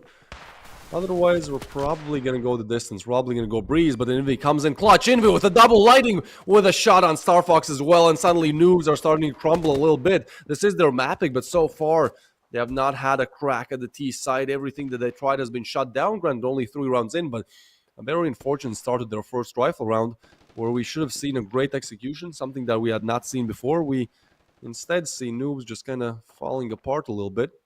There's only a 2v5 now. And Anki, I mean, at this point, I'd say just save, right? Like, you're not going to win a 2v5 with one player being on literally, 1 HP. Instead, well, he decides to peek, actually go for some damage. Okay, that's cool. I mean, Zeiss and Lighting are low, but that one nade is going to do the trick there. In fact, Necro is the name. And Letta left alive in a 1v5, and I think soon found out, taken down by Flaxies. And again, seems like Noobs are just starting to make all the rookie mistakes, right? Like in the pistol round, they, instead of getting the bomb and planting it, push through the site and just die. In this one, it's a 2v5. They have absolutely no chance, no business in it. Just go hide in a corner and save. Instead, they go for it, lose all the rifles. So this means that in this round, at least, it's going to be only pistols. Noobs, I mean, you guys look great at the start here, but seems like from the leadership of Necro and the rest of the team showing up as well, things are starting to, well, get worse. Still in the lead, and even if Horizon convert a must-win anti-eco, they will still be in the lead. But again, this is quite a CD-sided map, so, future might not be looking so great. Yeah, it may not again. And one of the biggest things is, again, we're waiting to see if Noobs can open it up again. which looks like they're in a bit of a, give us some extra fun here. They can maybe bring it, but again, Horizons, they're almost equalized. They're looking strong. For some reason, they decided to just, wake up and just start doing their thing, doing what they're supposed to do. Oh, and Star Fox and 2 is already super low from what appears to be a nade. And potentially, that might be the first omen, that's going to hurt. And again, will they have the hope in their blood, in their veins to where they can, bring this back and potentially take this in 2? Look, every time I see only pistols with like some FALs, like I feel kind of funny in my stomach. I feel like we've seen so many upset rounds, in this game that Yeah. this should be Horizons round any day of the week. I'd say odds are like 85 to 15%, but at the same time, we've seen some crazy things happening. But Envy, he's gonna deny that. Gets angry, pushes in, but actually Leda and Porcelain, this is what I'm talking about. They get a double. How did that happen? Star Fox is low, same for Porcelain, but still, they have that one-man advantage, and now with 50 on the clock, they can really decide to go where they want to. As Zeiss, though, is going to be that one saving grace, getting one, but Leda, do they know that he has pushed up so far? He has completely cleared the bomb site, and now I think this might come as a very tough realization for Horizon. As the bomb is going to be planted, they're going to be completely stacked towards CT, and now making their way back. Will Leda be checked? This is a huge ask. A huge question, because if he's not, he might be able to get something. Oh, what is that? Necro, meanwhile, gets Star Fox. Now they know about Leda as well. Lei is taken down. And so 1v3 for Porcelain. The newer addition. Great addition by that. 1v3. Molly in hand. And yeah, he's going to drop the Molly to at least stop the defuse coming in. Oh, this is actually big. Oh, he burns to a crisp, and time is starting to run a little bit low. Perfect execution there. Oh, he burns another one. And now 1v1, and he knows where he is. Porcelain! What a clutch! 3,000 IQ. Barbecue. Oh my lord. Oh yeah, my- getting the double there to wow. deny the defuse, and then that final frag to move in from the back. Perfect crosshair placement, perfect plan, just everything executed amazingly by Porcelain. As yeah, this is why I feel funny in my stomach every time I see just like Deagles and a couple of FALs on whichever side it is. So many conversions that we've seen so far, and yet another one. If anything, I feel like the reasons because when you have the the best rivalry, you kind of bring out the gimmick plays, you kind of bring out the tricks, and well, those tricks sometimes seem to work. That is a great clutch. I'd say clutch of the tournament even for Porcelain so far. Just so smart, just there's nothing you can do if you're Horizon in that situation. Throw a smoke on the bomb, on the molly, yeah, but you didn't have a smoke, so unfortunate. And now Leda is still going to be able to continue on strong. Necro falls, and it seems like as much as it looked like Horizon might be able to make a comeback, that last round just broke them. Another player is broken in this one as well. A bomb site under attack. This time Horizon are aware of it, so I mean they will be able to at least get to the bomb site. Now, ooh, smoke comes in actually. Okay, that's going to deny. Pushes, and actually a double nade is going to mean Star Fox's end here. He dies, and so Prefar comes in, but Envy, he has been so good in these last couple of rounds. He's on 7 frags. I mean, the previous round, he almost single-handedly made it work, got a double piece there, but yeah, what a clutch by Porcelain again. And we're going to be heading on strong, a 3v4 on our hands. And in fact, the bomb making its way all the way towards mid. That smoke is, I mean, it denies kills, but it also means that I feel like Horizon 100% know now where noobs are, especially with that gunfight now. Envy gets another one on Anki, and now a 2v4. It's only Porcelain and Toos is left alive, but those are the 2 fresh additions, and those are the 2 stars. Seems like for now, it's going to be Porcelain again left in a 1v4, and this time denied. So, Horizon crack another round open, and again, shorten the lead by a little bit. You have to remember, this was, what was it, the 7-2, I believe, in the half, right? So, yeah. I mean, Horizon have gotten 4. Noobs have gotten 1. And that one round almost denied as well. I mean, it's literally off of individual performance, where Porcelain is able to do the unthinkable. Actually, also, they have their jerseys. Maybe that's one of the reasons why they're playing a bit better. I mean, yesterday some of the players were still in, I believe, hoodies, but now the jerseys are there. And so perhaps some added morale boost for the whole team. We shall see. As a timeout is called, I think a very smart call coming in from Noobs. Like, you've gotten so far on Rust. This is your mapping as well. Like, this is the time, if anything, where you're on the T side and you're like, okay, we need like two wild cards, right? Like, we need 2 gimmick plays, 2 plays that nobody expects that we can just kind of chuck in there and get 2 rounds across the board. Probably the defaults are not going to be the call, but look at this. This is a bit of a problem. Because obviously they're not going to buy in this one. I mean, again, I feel a bit fuzzy, but this time it's only Glocks. When you have like at least Shotties or Deagles or FAMASas, that's something. Well, in this case, FALs. When you have nothing, well, yeah, you're going to get taken down one by one. Actually, 2 quick succession. Anki goes down as well, and this is, well, just kind of a write-off round to reset the economy for Noobs. 2v5 now, and actually Necro could be taken down here. I don't think they're going to expect him, but triple peaked. Leda gets 1. A bit of added cash, but that's going to be all she wrote as Horizon do move up to 7. So, I mean, yeah, if you look at the stats, it's like, well, they could theoretically should win this one, right? Like, Noobs have only gotten 1 round in this half. Horizon have gotten 5. Add 5 on the board, add 3 on the board, and Horizon has 1. But at the same time, I feel like the closer it gets to these late stages of the game, the more chaotic it gets. But one thing we can promise you, it's going to be one hell of a game. It's going to be really exciting. Is now another very crucial rifle round coming up. Horizon need this like air. They need this like water. If they want to finish this game strong 2-0 here, well, this is the round to get it. That will break Noobs' economy completely. Hard reset coming in the next round. Noobs either have to force or go a full eco again. But if Noobs win it, well, then actually a big problem for Horizon, because even though the cash is there, they will be able to buy pretty much until the end of the game. That end might come sooner than later if Noobs get this one. Yeah, I mean, this is, like I said, this is where it starts. This is where it potentially ends. And we're seeing it come through. Porcelain actually able to get the first kill. Nade comes in. But again, this is do or die. I mean, we will see Horizon still be able to buy up. It's going to be great.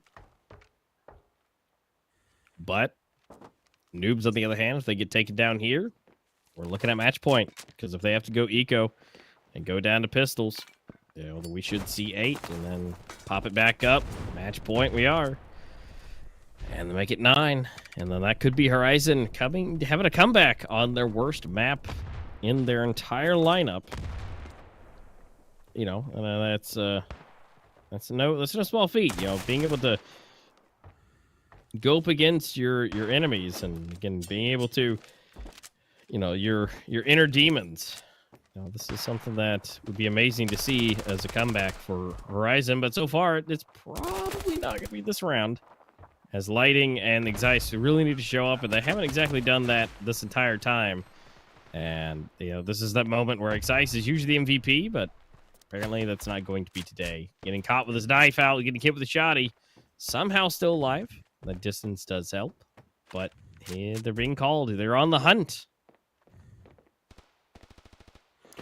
Yeah, I don't think he's going to be given a chance to save here, and he shouldn't actually. This is exactly what he should do. Yeah, like this round is written off, right? Like that's fair, but at the same time, if Horizon are able to convert the next one, we'll look at the cash, right? Like the more rifles you can take out of the hands of Noobs, the worse their economical standing is going to be. And yeah, I mean, the next one, that's not going to change anything, but maybe in the round after that, perhaps they got themselves up to 9. Well, things will stand differently then. But ultimately for Noobs, they have converted yet another round, and this seems like it could be all over. Again, Horizon have great cash reserves as they literally won 5 rounds in a row, but now having found another one on the board for Noobs, it's going to be interesting. Horizon operating on 0 mistake basis.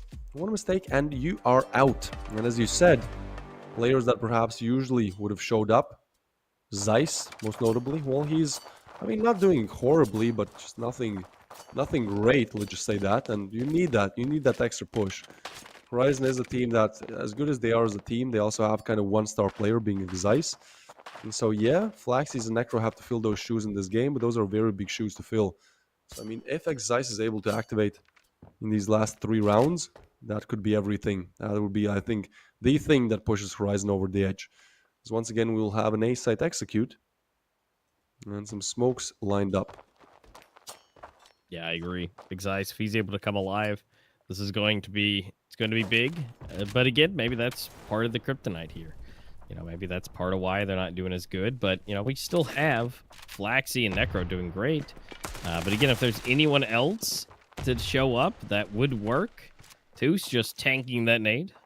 But still, nobody down for the side of Noobs just yet. A lot of damage, but again, yeah, if somebody else is able to activate for Horizon, this could easily change. But this is match point for Noobs, and this could be it. This is the last possible execution. Porcelain's gonna get that bomb planted. Necro is gonna go down, and well, one by one, as we see Horizon disappear, they're gonna have to go for this at some point. Yeah, they can't. There's no more saving. But Molly's coming out. Nades flying in. Nobody sees in the smoke. Nobody's aware. Toos is still there. Oh, yeah, 2v4. Now peeks come in. Actually, Flaxix gets a double, but they are on the bomb. What is happening? Defuse comes in. Are they able to do the ninja defuse? No, they're not. Noobs are going to deny that. Star Fox to get the final frag, and we are going the distance. Noobs keeping this game alive. In fact, the same score that we saw in Sakura. These two just can't seem to be separated today. A 10-7 and a 10-7 coming back. And now, heading into our last game. This is going to be a very interesting one on Breeze. Breeze has been a great decider so far, and I think it's going to be more of the same here. As, yeah, a really equally sided matchup here, and we didn't expect Noobs to actually perform as well as they have. And if anything, my question here is, why Rust? Again, why Rust? Sure, it's a 7-10. Like, they look way better than against Saints yesterday, where it was literally a 0-10. But at the same time, yeah, as you said, I'm sure that whichever else map they could have picked or gotten would have been better than this one, Rust. They did ban it. They did ban Dune, but I feel like Dune probably could have been a bit better. But either way, it is how it is, as you're gonna have another best of three, a true best of three. You got all 3 rounds, all 3 maps, and obviously next one coming up will be Breeze. Before that, we still have to go over the highlights, and we still have to we'll go over the MVPs. I think for Noobs, on the side of Noobs, there was really a valiant team effort. Like, many of them, falling just for their teammates. There wasn't like that one star player. But if anything, the star player that we expected to see and did not was Xyce. He has been really just went radio silent in these last 2 games that we've seen in this today's best of 3. Could be just a bad game. I mean, could be just a bad day. But at the same time, like, they need Xyce, right? Like, they need him. Well, yeah, Necro can show up, and he did in this game as well. And some other players on Horizon can show up as well. But ultimately, if Xyce is not performing how we expect him to perform, well, it's going to be a pretty big struggle for Horizon here. Yeah, because if you can have 2 of your other teammates, like including Necro and Flaxy doing great jobs, throwing Xyce in there, just sprinkle him in there, having a decent score, instead of bottom fragging. Yeah, that could be an absolutely different game that we just saw. Xyce having, just 2-3 more kills in a round could have changed that score line. Could have been a 9-9, ultimately, but who knows? That's just where it is. I get everybody can't be the best on every day, but Xyce definitely, if he can muster up the courage, maybe pound back some caffeine before this next map and be able to be more aware of some kind, something like that happen, that would be great. And that would definitely help. So, cross your fingers. We still have another game left to go. It's, again, not over yet.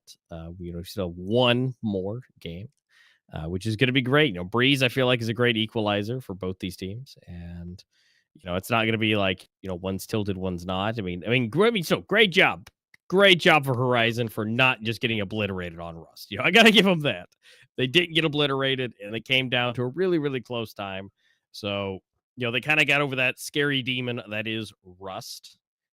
Although at first it didn't look so great, it ended up being okay. So, that's a good congratulations. It's not a win, but it's like, okay, good. Now next time we see Rust, we kind of expect him to not do absolute garbage.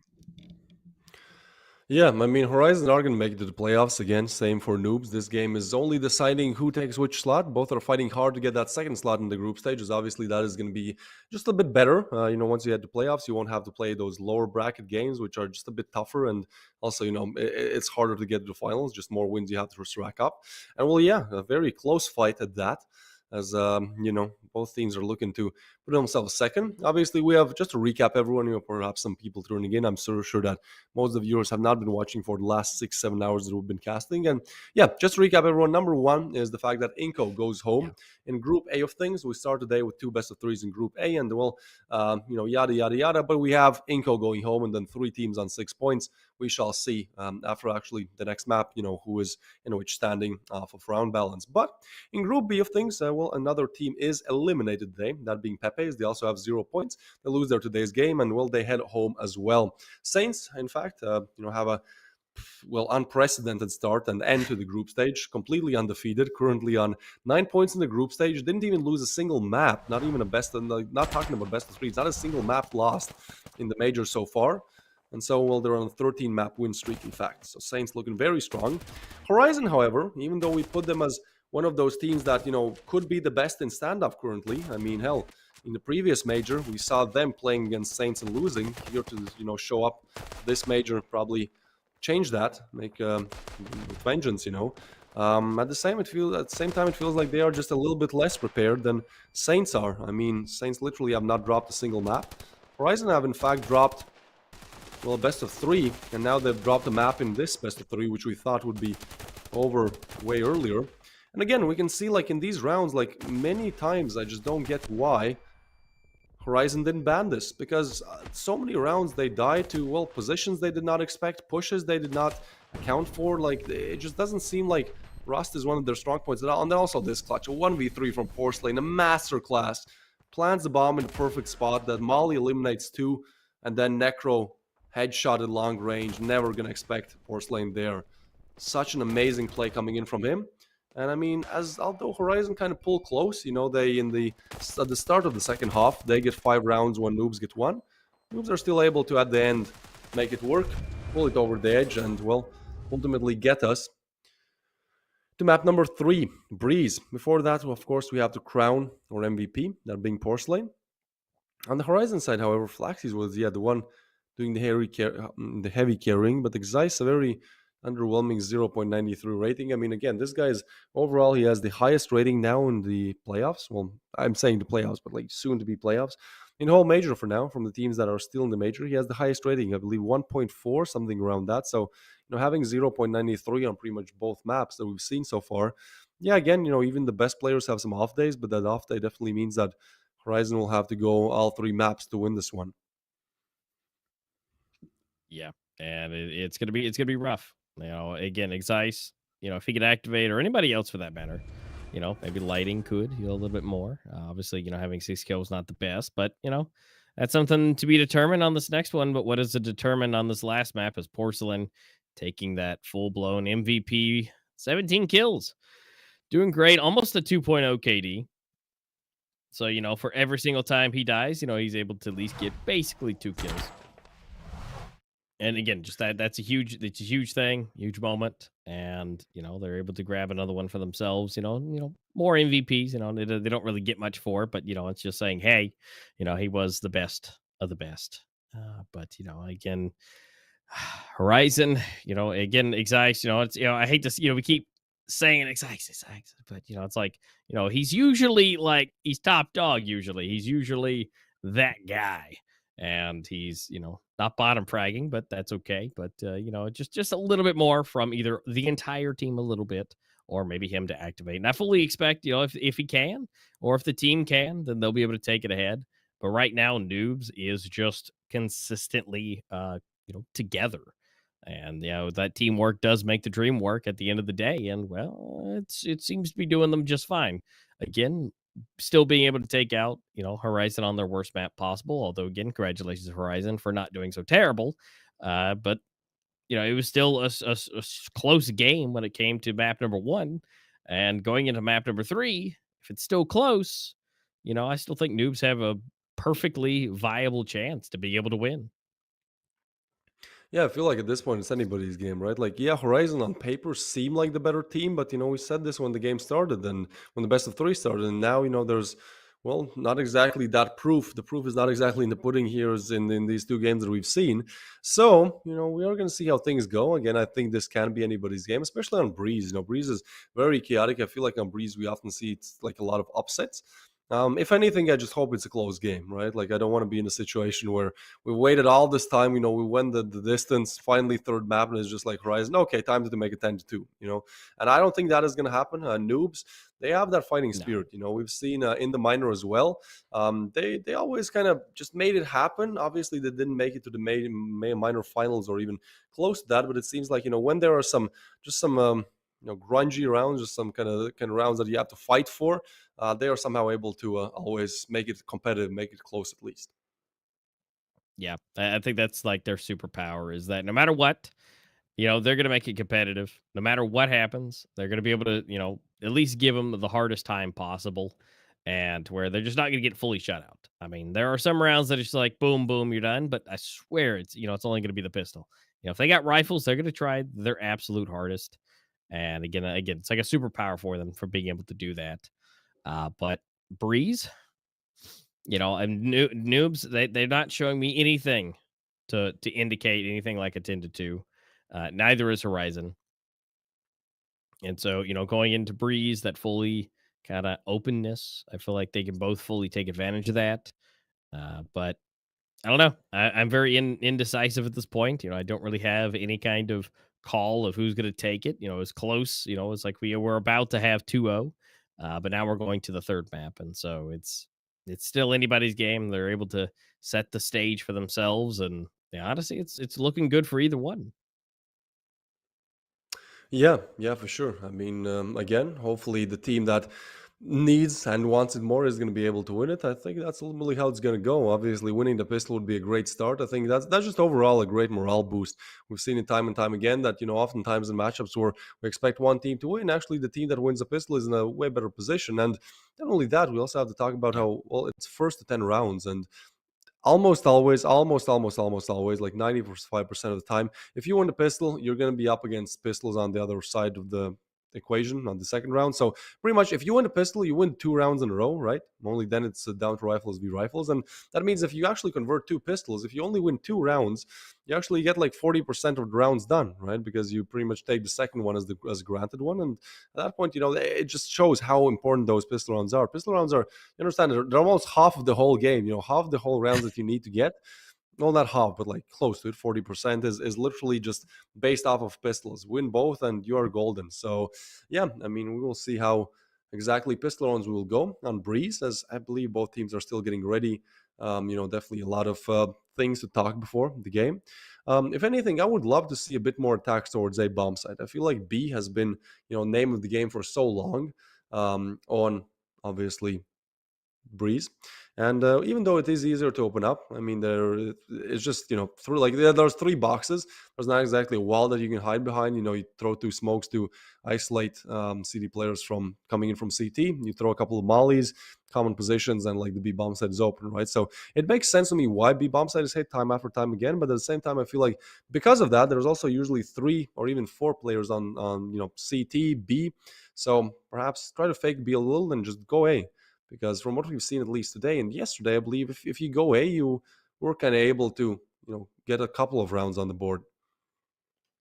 Yeah, I feel like if you go A, I'd say if you hit B 4 times and then you hit A and then 4 times and A, or even say 3 even, let's break it down, to that where, in one half, if you hit A out of the, 3, then A, you should be able to grab yourself a couple extra rounds because they're not ready for it. And if you hit B, B, B, B, A, they're not ready. And then obviously if you pick up some of those, it's great. And that would be a great way to do it. But again,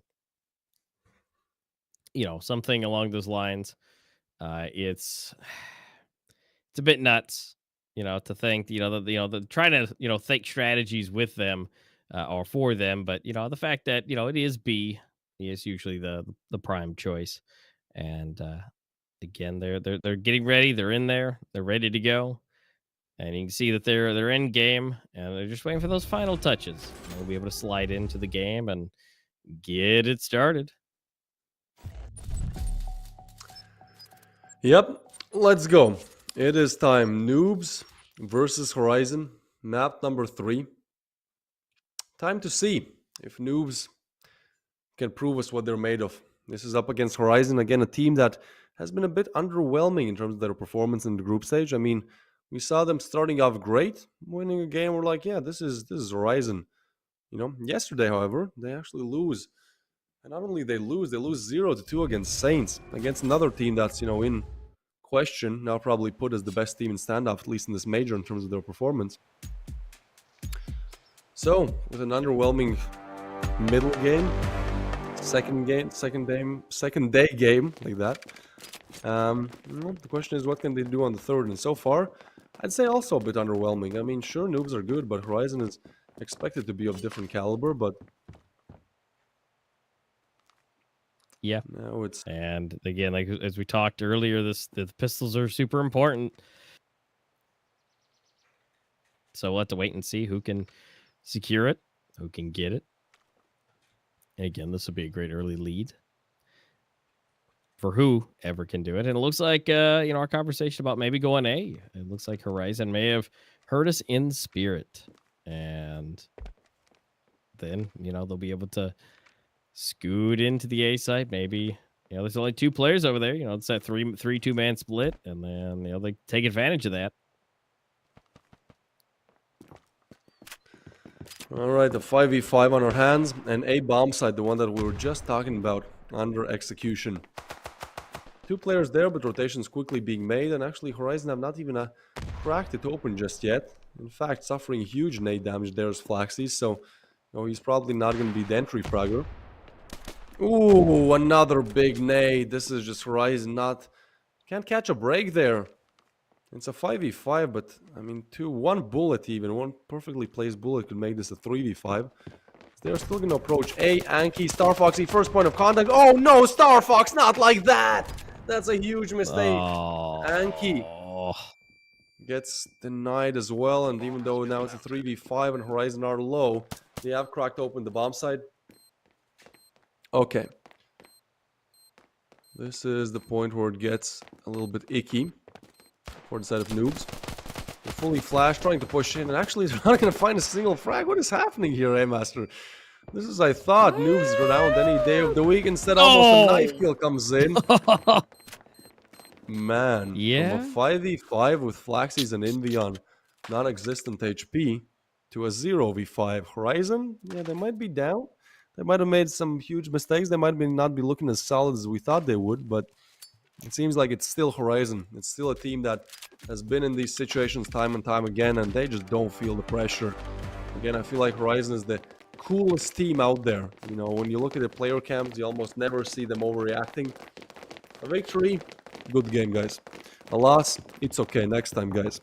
Seems like they just don't care too much, and well, that mentality, once you get to those late stages, best of 3s, that final map where pressure is mounting. If you don't feel the pressure, that also means you can play way more freely.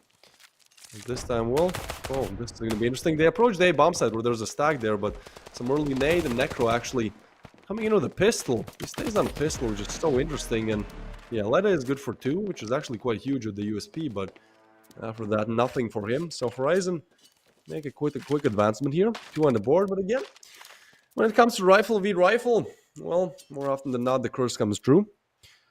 So can noobs get their first round on the board, or Horizon going to start to run away with this? Yeah, that's going to be the ultimate fun. We will see. Now that we're going to see them roll up in here. Rifles, M16s all the way. Noob's going to be able to secure everything down, and now they've gone A twice. It's worked out. Now they're going to change it up. Now they're going to go to B. And they're still not fully sold on that as far as noobs is concerned. They're kind of in mid. They're not really out there. Really, the one there is Porcelain. So ultimately, it just kind of all depends how they're able to do. And the bomb's in a better position now, but they're gonna make that push. But the rotation's already been told it's coming through. And it's really just Anki. He is sneaky, but will he be seen? Oh, this could be big. Exice is hanging out. He's waiting for anybody to come from behind. Oh, Anki is just waiting for the sound cue that he walks by. And it could be any second now. Minute left on the clock. And oh, this is so interesting. Yeah, I think Zeiss knows. They both know it's like two different battles. He One fight feels for it. the B bomb site and one for the backstab. As Zeiss is now going to make his way, I think he is going to be hurt. And meanwhile, Porcelain again showing up big time. You need him. You know him. You love him. On for the ace now. Oh, but Zeiss, he gets a double. I mean, that's something, but a little bit too late there. As Anki is going to get the refrag immediately from the back. And that puts Noobs again on 1. So the curse is still alive. Noobs still unable, Horizon still unable to convert their first rifle. And so, well, the game is on, says Noobs. But Porcelain, man, we have to talk about Porcelain and Toos, right? Like, Toos, in this best of 3, he is not as great. Yesterday, he was absolutely insane. I feel like he was one of the only reasons why Pepe's got defeated. But today, it seems like Toos is taking the backseat, and, well, Porcelain is showing up big times. Two great signings for Noobs. I mean, I have to, explicitly put it out there. Absolutely amazing performances so far, and well, again, we only talk about them. They show up. Toos to get Envy. Now a 4v5, and this is around the Horizon, obviously. Just bought a little, just so that they have enough cash to, in the next one buy full rifles, but I feel like with that little, it's not going to be able to do much. Porcelain is attempting a jump shot there, which with an M4 is, well, very difficult. I feel like he might be getting even a little bit overconfident there. But we shall see. As the 2v4 is underway. Toos again comes in with a double. Sure, these are eco frags, but just showing us that the two new pickups are definitely what we thought they were. Great players individually. Toos gets a quad there. Up to 4 frags now. From 0 frags to being the top fragger. Only Toos can do that. And so now we head into an equally sided matchup. 2-2 on the scoreboard. And obviously, this is a game where, well, it's for everything. I mean, not for everything, right? Like, both teams have already qualified, so it's like, a little bit better. It's like, well, yeah, we don't want to finish third, but at least we're not INCO, at least we're not Pepe's. But at the same time, you've played for an hour and a half now. So now, this is the time to do something. 5v5. Full rifle, and Star Fox comes in with a double frag there. Star Fox with a triple, and seems like this is going to be the game of clips. This is going to be the game where we see just time and time again a single player doing it all, as Leda is denied. It's still a 2v4. Oh, but Zeiss quick on refrag as well, and we talked about how we need Zeiss to wake up. Well, definitely he has woken up. He's on 7 bomb already, and an Envy makes this 2v5 a 2v2. But on the other side, we have Porcelain and Toos. Two guys that we just talked about as being just absolute menaces in the group stage. 2 great pickups. Well, can they clutch it out here? Not even clutch it out, just deny a 2v5. That is the question. And actually, wait, what is happening here? The bomb is dropped. What? Is this the big brain play I think it is? I think it's Envy going all the way around for the backstab. And then Zeiss just doing that. Gets another frag. 2v5 now turned into a 1v2. There's only Toos left alive. I mean, he does have info about the bomb, but I don't think he's going to be aware of this insane of a play where Envy is literally on the backstab. Now, he kind of is checking that angle, actually. Hold on. Interesting. 35 on the clock, but actually, yeah, now Toos has to be the one isolating his gunfights. He can't just wait near the bomb. That means that he will be sandwiched and crushed, so looking more to just, well, isolate these players as much as possible. And gets Envy. But the bomb is making its way towards B. It's again a 2v5 where we did not expect. He's running. An 8 bomb though. This would be redeeming that he needs to do. First 2 games, negative rating would not be expected from Zeiss, but that's what happens now in this one. He has woken up. He has gotten up to 8 frags, but he's up against tough opposition here. Yeah, big brain plays coming in. Putting it all the way in the open. Retreating all the way back. Nowhere close to sight. Checking every last corner. And Zeiss, he's ready. Cleans it up and gets the bomb defuse. Again, that huge play. And putting them ahead. And then what else you can have ahead is yourself. With this code popping up on screen. Put it in quick. It literally goes away almost instantaneously. You have to be fast. Be ready to type. But yeah, that was big. And Ice, you know, he is MVPing right now, lighting on 0 still. But for the most part, Envy doing great. Ice up there with 9. You know, and it's still early, obviously, but 9 kills already with 5 rounds. It's not too shabby. Not too shabby at all. He's been showing up time and time again. Horizon are on 3 and now a 2v3. I mean, seems impossible, but last time it was a 2v5. And so this time, as they're approaching B, I think this is a good call. Yeah, they know that most likely all players are there, so they call it quits. And in fact, they're going to find their luck elsewhere. Perhaps even get boosted over here. Ooh, I mean, that's a spot both ways. But Necro, the in-game leader, definitely has some utilities prepared. Lightning, however, I was kind of hyping him up the first 2 days. I was saying, yeah, he's the only negative rated player on the team, but you know, he's the support.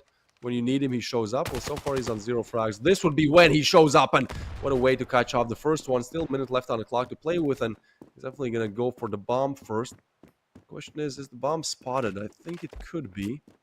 Oh, actually, it's not. Goes for the peak, but I don't think he's aware. Oh, Anki just positioning a little bit better. Oh, no. But the question is timing here. Does Lightning clear this angle? I think no. Perfect play from Anki. Gets the frag. And equalizes the scoreboard once again. 3-3 now. Yeah, it's a bit rough. And, you know, he checked every single corner. Except for the corner that he was in. And, well, now we're 3-3. We're rolling up on these rounds, so it's looking a lot better.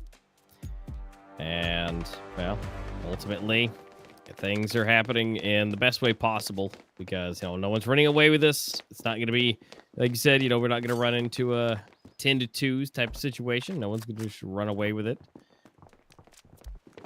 So, yeah, they're going to reset, reload, redo, and it's going to be pistols for the side of Horizon. Will they be able to take anything? It's going to be big. Catch him off guard. That's going to be 1, 2. Letta is able to at least take down Ice, but guess what? And be able to recover that rifle, potentially grabbing a second one. But maybe they're not going to catch it from the backstab here, but Flaxy is going to be seen. So maybe so. Just kind of all depends how this might change everything. Here we go. Envy open it up again. Star Fox making sure whoever's on the other side will not show their face, but Star Fox has to be careful. And that's going to be Lighting, grabbing the last kill. So they were not only with all pistols, took down all the rifles, and they were able to recover all of them for all the remaining players. That was probably the best round you could probably imagine to have for Horizon. All right, well, we have a 3-4 on the scoreboard here. Let's go. Yet another round where the conversion could really go either direction. And, well, let's see how this one goes. 5 players of Horizon moving up towards B. And only pistols on the other side for Noobs. Well, a little bit of a mistake there. Losing them the round. And now only pistols, their names. Zeiss gets Letta as well. And so that is going to be a 3v5. Some util coming in, but Zeiss gets another one on Star Fox, and that's a 2v5. Oh boy, 2. He's going to get 1, but that's going to be Horizon on the board again. Seems like Noobs, even though they struggle to make it equal, as soon as it comes to those crucial rounds, Horizon are able to pull ahead a little bit. And so now, yet another crucial round coming up. All rifles on both sides. And then a 3v5. Either to be a 6-3 for Horizon, or perhaps Noobs making a comeback here. I mean, they only have to win the pistol to be in the lead. Yeah. I mean, it's looking solid for Horizon right now. And Noobs, it's a thing. And, you know, again, they have to continue to do that back and forth trading. And this is that back and forth trade that Noobs have to take, and then they can be able to equalize things yet again. But if Horizon take this one and bump up again, they're going to be on 7, and that's going to be a bit more than I think they're going to be ready for. But hey, that's where Letta comes in. Nice 2-piece Porcelain, able to get 1. And then they're going to open it up. 2 gets at least 1 with a refrag. Letta goes down. Now it's up to Zeiss, even though he has activated a 1v4. I don't know. And now they have his position. Yeah, so he's shut down as good as Zeiss has been playing. I mean, again, I feel like he's one of the main reasons here that, they've even been able to put themselves in the lead. Well, that 1v4 is denied. And so it's going to be interesting heading into our pistol to see how things go. Horizon, they're definitely a team where, yeah, they are good as a team, but I feel like that individual department is really what, saves them more often than not. As currently there's 2 players performing insane. Zeiss and Envy on 13 and 10. And then the rest of the team, I mean, Necro, Lighting, and Flaxies together, they have 9 frags. That's like combined less than Envy or Zeiss alone. So I feel like for Horizon, if they want to win this game, even though they're in the lead, they have to have those 3 players, at least one of them activate. Have Zeiss and Envy carry, sure, why not? But at least one of them have to show up big time. Necro, Lighting, or Flaxies, this is your time to shine. On the other side of things, we have Noobs, who, well, in the fragging department, kind of equal, but maybe falling a bit short when it comes to the strategies. So, we entered yet another round, a 5v5 where, it's going to be just a complete contest for the bomb set. Boost's actually coming in. I don't think they're going to be ready for this. Necro catches a lot of damage, though. Porcelain again! When you need him, he shows up, but Necro quick refrags. Porcelain with a triple, though, and still pushing, still fighting on, trying to get this frag. What is happening here? He is going to get... E3 jumps in and gets the ace as well. Porcelain. Oh, no. Insane. 11 on the board. And I mean, yeah, he might not be showing up every round, but he's similar to Hate Me on the side of Revile. He better be silent for 3-4 rounds, just lurking in the shadows and then showing up with an ace there. And yeah, that is going to be Noobs equalizing Tal again. So I hope everyone is as excited as I am, as this is going to be a 5-5 on scoreboard. Yeah, and again, Julies of all things, to be able to just punch it out, just punch through like crazy, that is incredible to see. It's just really fun. A lot of people don't use them, but it is always a good time. But yeah, fantastic. Porcelain just racking it up. And again, what a great way to equalize it too. And so now they're going to be up. They're going to have the extra better weapons. And now they're going to be able to chance to execute. Now, again, as we talked about, A is always a good option. Maybe not this time, because there's literally not a soul on B. But of course, you make your calls. And you go ahead with them. But, they'll see here. Almost not seeing. But Star Fox actually able to grab 2. Flaxy last and alive on the bomb site. 4 players rolling in. Okay. Let actually going down. But 12 HP left for Flaxy, and there's not a whole lot that can be done here. Yeah, that's just how that's going to roll. So Noobs, they put themselves in the lead once again, and we are still undecided here. If anything, Horizon are not having the best of games. I mean, especially in the individual department, but I'm not going to keep shining light on, lighting. However, I want to shine the light on Noobs. I feel like they have definitely showed up to play. I feel like this is so far, their greatest showing in the group stage. We've seen this is the 3rd best of 3 that we see, and I feel like this is their most dominant performance on all 3 maps, in fact. And we have to remember that even though Horizon got 1, the last one on Rusted, the first one, sorry, it was still very close. But the Zeiss, that's going to be a nice headshot, and he spots so much info. That info is definitely relayed over. Why are Horizon still not rotating? Zeiss there, I mean, he for sure spotted 2 players. I would think even 3. Possibly even the bomb, but yeah, now it seems like rotations are going to come in. But still, it's possible that they crack open this bomb site. Seems like a bit of a slow approach, though. Star Fox first to peek and finds nothing. As things come to a standstill here.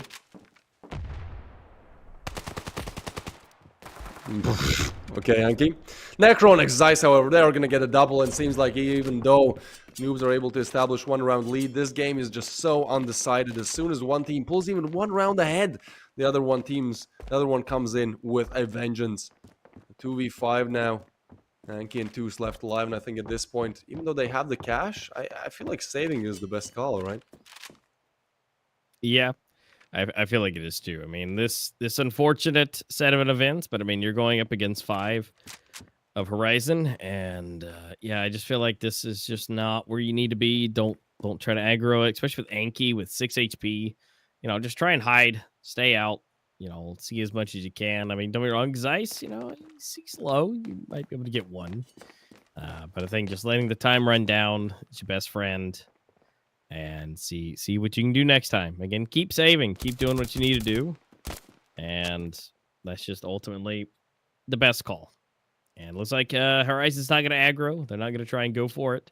They're going to try their best. But, that's the best is going to be for next round. They don't want to lose anything ahead. Even though Lighting doesn't have the best weaponry. He's got a FAMAS. That technically he could have went around looking. But, again, that's money to be lost. And so they're going to save it. So we're 6-6. We're getting there. We're dwindling the rounds away. And we will see where they go. But, hey, at least noobs are going to have something to work with. 2 rifles. Everybody else, not so much.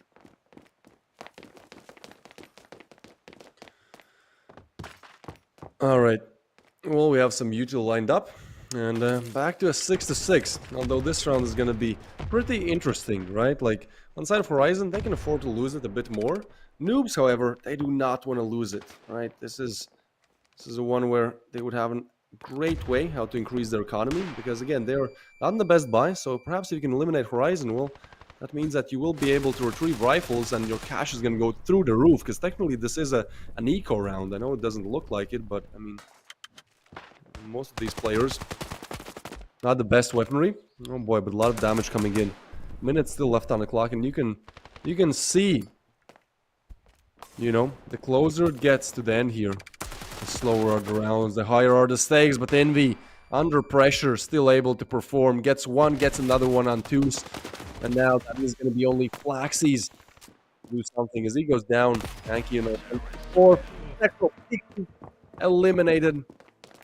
And now, seems like Horizon have found the 7th on the board.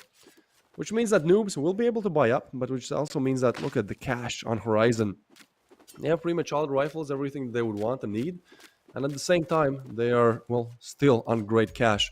So noobs have to fight such an upwards battle here. Especially with them now buying up and being at $100. It's like, if they lose this round, they are hard reset. It's pretty much Horizon on 9. If they win it, well, that just means that Horizon, they have to beat Horizon with full riflery and full util for next 2 rounds as well. So a very uphill battle here for noobs, but hasn't it always been? We have to remember how this game started. We thought it was going to be over. Horizon won their first game. And, well, noobs now on for the reverse sweep. So this would be the perfect way to end that. Show that no matter what situation, you always have a game plan. Always have a way out. Pulling a Houdini would be great for noobs, but, well, now seems like they are going to try to make that magic happen towards B. Yeah, magic indeed, because, again, this is a full-blown run. Oh, no, Star Fox going down. At least some information was got. But let's see if they can utilize that to their advantage. They can, if they can throw some stuff, throw some smokes, flashes. Anki is sneakily making it in. Can't see anything. Envy does take down 2s. But Letta sliding in. There's just so many flashes. Ooh, but Anki makes it through the smoke. But they don't see Envy. Envy is just single-handedly taking everybody down. And Flaxy for the last one. So that's another one for Horizon. That was kind of best case scenario, and now it's going to be pistols, and that's going to be match point. Match point indeed. I mean, again, we've seen some crazier upsets, but like, okay, not exactly pistols, I guess. I mean, there are some scouts now, Deagle as well on Anki. But yeah, that last round we talked about how important it was, and unfortunately for noobs, well, that's going to mean that you have to pretty much go on a hard reset here.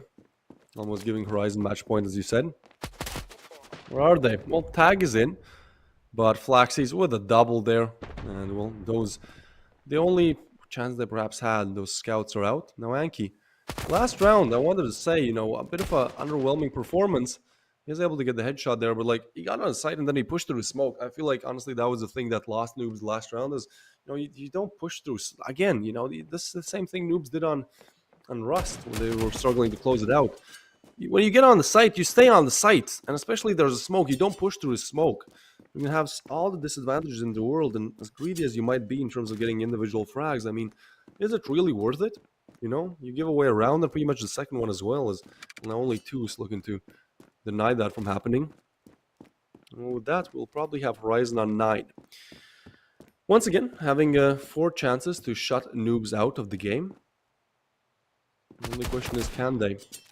Ooh, 2s. Yeah, we talk about them being good individually. Well, long range, connecting headshots with the Deagle, that's at least some economical damage dealt to Horizon. But yeah, at this point, it's going to be so hard. You know, Zeiss and Envy had reached the maximum amount of cash you could reach at the start of this round, 10,000 in both their pockets.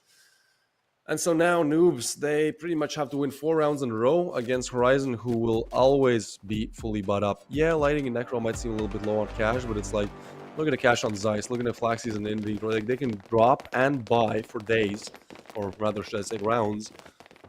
So noobs now have to find 4 unanswered rifle v rifle rounds. An impossible, daunting task, especially as those nades come in. Well, they're not going to hit anything, but look how good Horizon are at the util usage.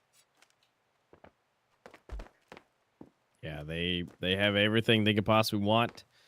Horizon, like I said, they could buy up rounds upon rounds. And so I think even if we go to 9-9, if it even is possible, well, it's going to be rough. It's going to be a full-blown, no hold back, bar none, just brawl. And, you know, again, it's just one of those things. You know, they were able to stockpile, and now they have a chance to use it. And, you know, they were waiting for that execution. B is where they want to go. The only person who's as close as possible is Flaxy, but there's still players close by. Oh, no, Toos. Oh, he missed and then just not making that connection. Oh, no. I mean, he still might be able to. You know, it is Lighting. He hasn't been doing the best. He has a chance to do something here, but... Headshot gets one, but hold on, Lighting is again not able to capitalize. This has been Lighting just not able to do much, and so as he falls, it's a 3v4 with the bomb plant. It seems like noobs still have one more round in them, one more chance to be converted. A 3v4 at their hands, and Toos and Anki get one. Necro quick on the refrag, though, so still a 2v3, with both players coming in from CT, and well, this is going to be interesting. Some mollies coming in as well. Necro is able to find Porcelain, though, but now he's low as well. Ooh. They are expecting a mid push. Yeah, they have to clear it, but that's, again, you know, a call you don't want to make. There's nobody there. A lot of time is going to be wasted doing just that. And now, they only have to get on site, defuse the bomb. But I'm saying only, as well, there's not really any ways how to do it. Not even smoking the bomb, and yet they have to retreat back. I understand there's not enough time. I would have guessed that, you know, at this point, just go for it, you know. Try to at least defuse the bomb. Why not? Because you're going to be able to buy, like, those rifles being saved is not going to really give you any favors in, well, the long run or the short run. Hopefully for Horizon short. Well, they do what they do. That's fine. They call it quits. They go save, and now we arrive at round number 17. As noobs are still in this, as always, they seem like it's hard of battles that they have to fight. They somehow always find their way back into it. So 5v5, and yet again we go again. Ooh, hold on. I haven't seen that position before. Double naded again, and this time it works out. Horizon are really going out, all out with the utility usage. You know, this is the gimmick plays that we're talking about. They were not using their nades beforehand, but now they have, and well, even getting one frag would change the complete outcome of the round. Yeah, and as of now, it's just full, no holding back here. This is everything, all or nothing. Everybody has everything they could possibly want, and ultimately, it's just something crazy. Anything could happen with that. And what's so crazy? Now we're back in, and we're seeing the mollies come out, smoke, which is great. They're able to prevent that from happening, but all the nades are on the way. Okay, it's still down Once to again, 4, they shut 4 them and 4. out of the B bomb side. Yeah, they have to plant the bomb. Now they do. Why is Porcelain on a Deagle? That makes absolutely zero sense, but somehow they still make it work. And again, time is ticking. This time a 4v4. Some mollies coming in, but yeah, the problem is the fusing, especially when there's 4 live on T. It's oftentimes just hard to single them out. And Star Fox actually is going to get Flaxies, so oh boy, we are on for it. Lighting going to get one. He hasn't been showing up too much, but now has to show up big. As they're dropping the smoke on the bomb. Have to get on the bomb immediately. They can't let it take down one, and I feel like, again, they can't even go for his Zeiss to get one, and that's going to be it as Envy gets eliminated with Porcelain. That single deagle is the one making the difference, and now Noobs on 8. 2 in a row, and you know what? I am starting to believe a little. I don't know why, I just feel like Noobs might have it in them. Obviously, they have closed, well, half of the gap. They needed to get 4 rifle rounds. 4 rounds where they're up against rifles. As again, Horizon's cash is just perfect. But they've gotten 2, and now this is a round where they're definitely looking to do it again. In fact, as I say, Horizon's cash is perfect. It has been for 3 rounds. But for the 4th, well, only Flaxies will really be able to buy everything he desires in the next one. So actually, Horizon are definitely looking to close it out right here, right now. Has been such a long affair.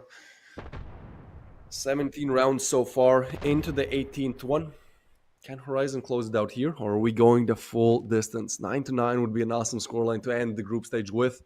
An awesome way to see which one of these teams is better, as honestly, entering this matchup we thought Horizon, but we have been shown that that is not the case. Whichever team wins, I say they're quite equal in terms of their performance. Literally 10-7 on the first map, 10-7 for the other team on the other map, and now almost down to a 9-9, but Envy is going to take the first peak. But don't be worried just yet, Noobs fans. Last round, Noobs lost their first player as well and still were able to make it work. So this time, they can still try to attack B. Have not tried A a single time, and do they need to? As B has been working out for them. We will see a 4v5. Flashes, and the push comes in. Star Fox, good for the first one. Big frag coming in from the old Saints recruit.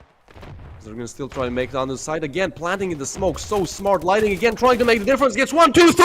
Lighting! When you need him the most, he shows up. Yes, he might only have 8 frags. Yes, he might only have 5 at the end of this game. But this is what I mean. When you need lighting, he shows up. Again, it's one of those times where his rating is going to be really bad. Probably at the bottom of the scoreboard there. But, well, you needed someone to shut out the game. You needed someone to bring it over the line, and Lighting is able to do exactly that. What a huge play coming in for him. It's the main man of the action right you needed here. him. Oh, he's chilling he's again. just able to make the in pajamas and slippers. This man has found a way to do it. Definitely those plushies, helping him out as well. As I mean, honestly, Horizons, if anything, they seem relieved. It seems like that was a game where they wanted to close it out so much quicker. Now, well, they have done exactly that. On the other side of things, Noobs, yeah. I mean, look, they should probably still be happy that they've made it to the playoffs, but I feel like they really thought they could do this. Hell, even I thought. I said at the end, at the start of the 17th round, I think there's a chance. I think there's a hope, but just falling so close, but not being able to get it over the goalpost there, all over the goal line. So, well, we have Horizon now decided the second slot in the group. Obviously, Noob's taking third, and then Pepe's out of the equation a long while ago. So we can see the players celebrating. This is going to be an interesting affair tomorrow, as the playoffs will then begin. But for today, we still have a couple of things to talk about yet. The group stage matches have ended, but ultimately we have to show you exactly, where that ending leads us to. How it kind of turns up in terms of the standings in the group stage. So obviously that will come up sometime soon. Still have to watch the highlights, and if anything, Game Master, in this game there were plenty of highlights, wouldn't you say?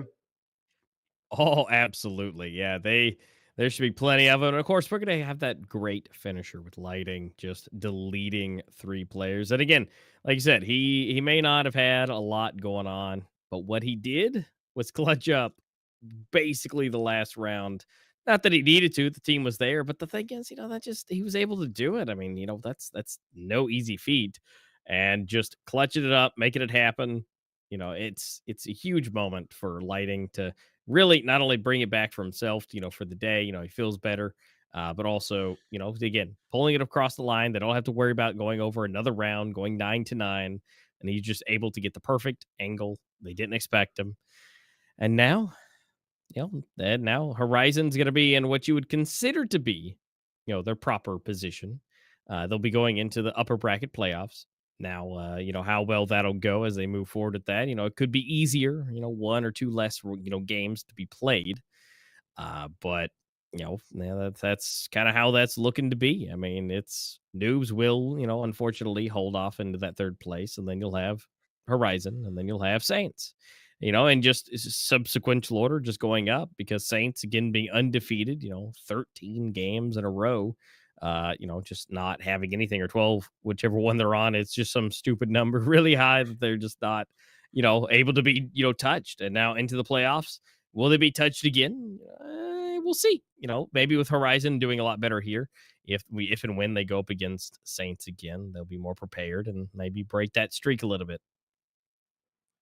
Yeah, I mean, we will see how it goes. Obviously, the standings of the group are actually quite different, I'd say. Obviously, we'll talk about it once we get to the groups. But yeah, in what we thought would be the group of death, Group B, everything kind of just lining up. We have 0, Yeah. 3, 6, and, well, 9 points on the board. But in Group A, that actually turns out to be the more competitive one.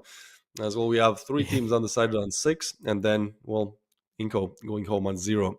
But obviously, we'll talk about it and see it which place actually which team takes which place in Group A, based off round balance, I believe. Once we get to it, but for now, this game, I feel like again, Noob just showing everyone that they are in fact in the conversation to be probably as good as Horizon almost. I mean, yeah, it's weird to say that a little bit, but well, they lose their first map, and it takes quite a lot of mental fortitude to come back when you're a map down in a best of 3, right? Like losing your first map is definitely not something you want to happen. Granted, they have a little bit of advantage in the fact that, yeah, they'll lose their first map, but next one is Rust, where Horizon, for some reason, don't ban it. So Noobs obviously pick it. That's an easy conversion. Maybe not as easy in terms of the score, 10-7, but like, it was, I believe, 8-2 or 7-2 at one point, right? Like, Noobs are the clear favorites of that game. Then heading into this one, I mean, close as ever. We can see from the start of the game, it's 3-3. Very, very, very close. Noobs even, especially Porcelain showing up with an ace there in the pistol to get themselves a bit closer. But as we go on, well, we still have no answers. Horizon, they take a round, but so does Noobs. It's back and forth, back and forth. B bomb side though, under attack every single round almost. Noobs almost never testing their luck towards A. That seems to be the notion for most of these teams that play Breeze. I mean, I get it, but again, I feel like there's just some underutilized potential on the B bomb set of on the A bomb set of things. And then actually Horizon pulling ahead quite a lot. It was 9-6, and at that point we thought it's over. Well, Noobs said no. We still have a chance in this. They win 2 rifle rounds in a row quite miraculously, and even though Horizon prepare some nice nade lineups there that actually take down, I believe, 2s, Noobs still able to convert around. But ultimately, when it comes to the 18th round of play, that's where all the fun stops. As Lighting, the sleeper in the game, only 5 kills to him, then he comes up with a triple. And yeah, again, see, he is the lowest rated player of the team, but you would say that only because of him the team was able to win, because, obviously, it would have been a 9-9 otherwise. Another side of things, however, Porcelain is the highest rated with 1.04 rating. I mean, the ratings are just looking really bad on the side of Noobs, but that just means they're really a team that, yeah, rating-wise might not perform, but team play-wise will. However, Zeiss, we talked about how we need him to perform on side of Horizon for them to win. He was nowhere to be found almost in the first 2 games. I mean, not exactly in the bottom of the scoreboard, but at the same time, just a very underwhelming performance. But then, he wakes up big time. You can see that he's happy about it. And, that is the thing that actually brings them over the line. I mean, you can never count Zeiss out, almost getting to 20 bomb there. 2.02 rating, something you see quite rarely.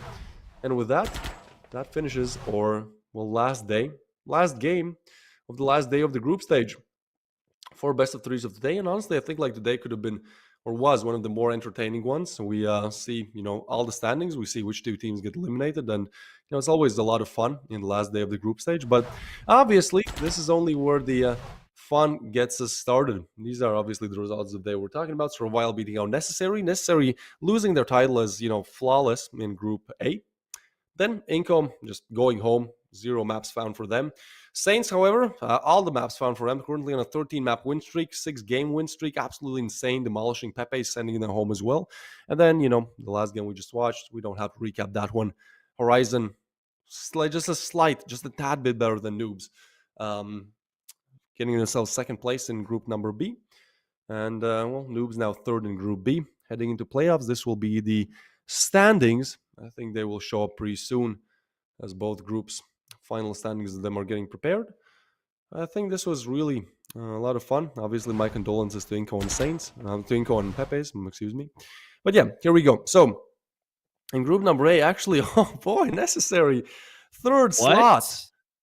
Yeah, they're gonna have third slot. So Ouch. Revile, actually, the team that lost the first day, we thought they were out. Somehow they make themselves the group leaders. So What? they're in fact the one That's team not what I was expecting. is gonna not have to play lower bracket match. Forze necessary, however, a best of three coming up tomorrow, and save for Horizon versus Noobs. So somehow Revile have made themselves to the top. Honestly, I'm happy for Revile, man. I feel like this was a long time Yeah. coming.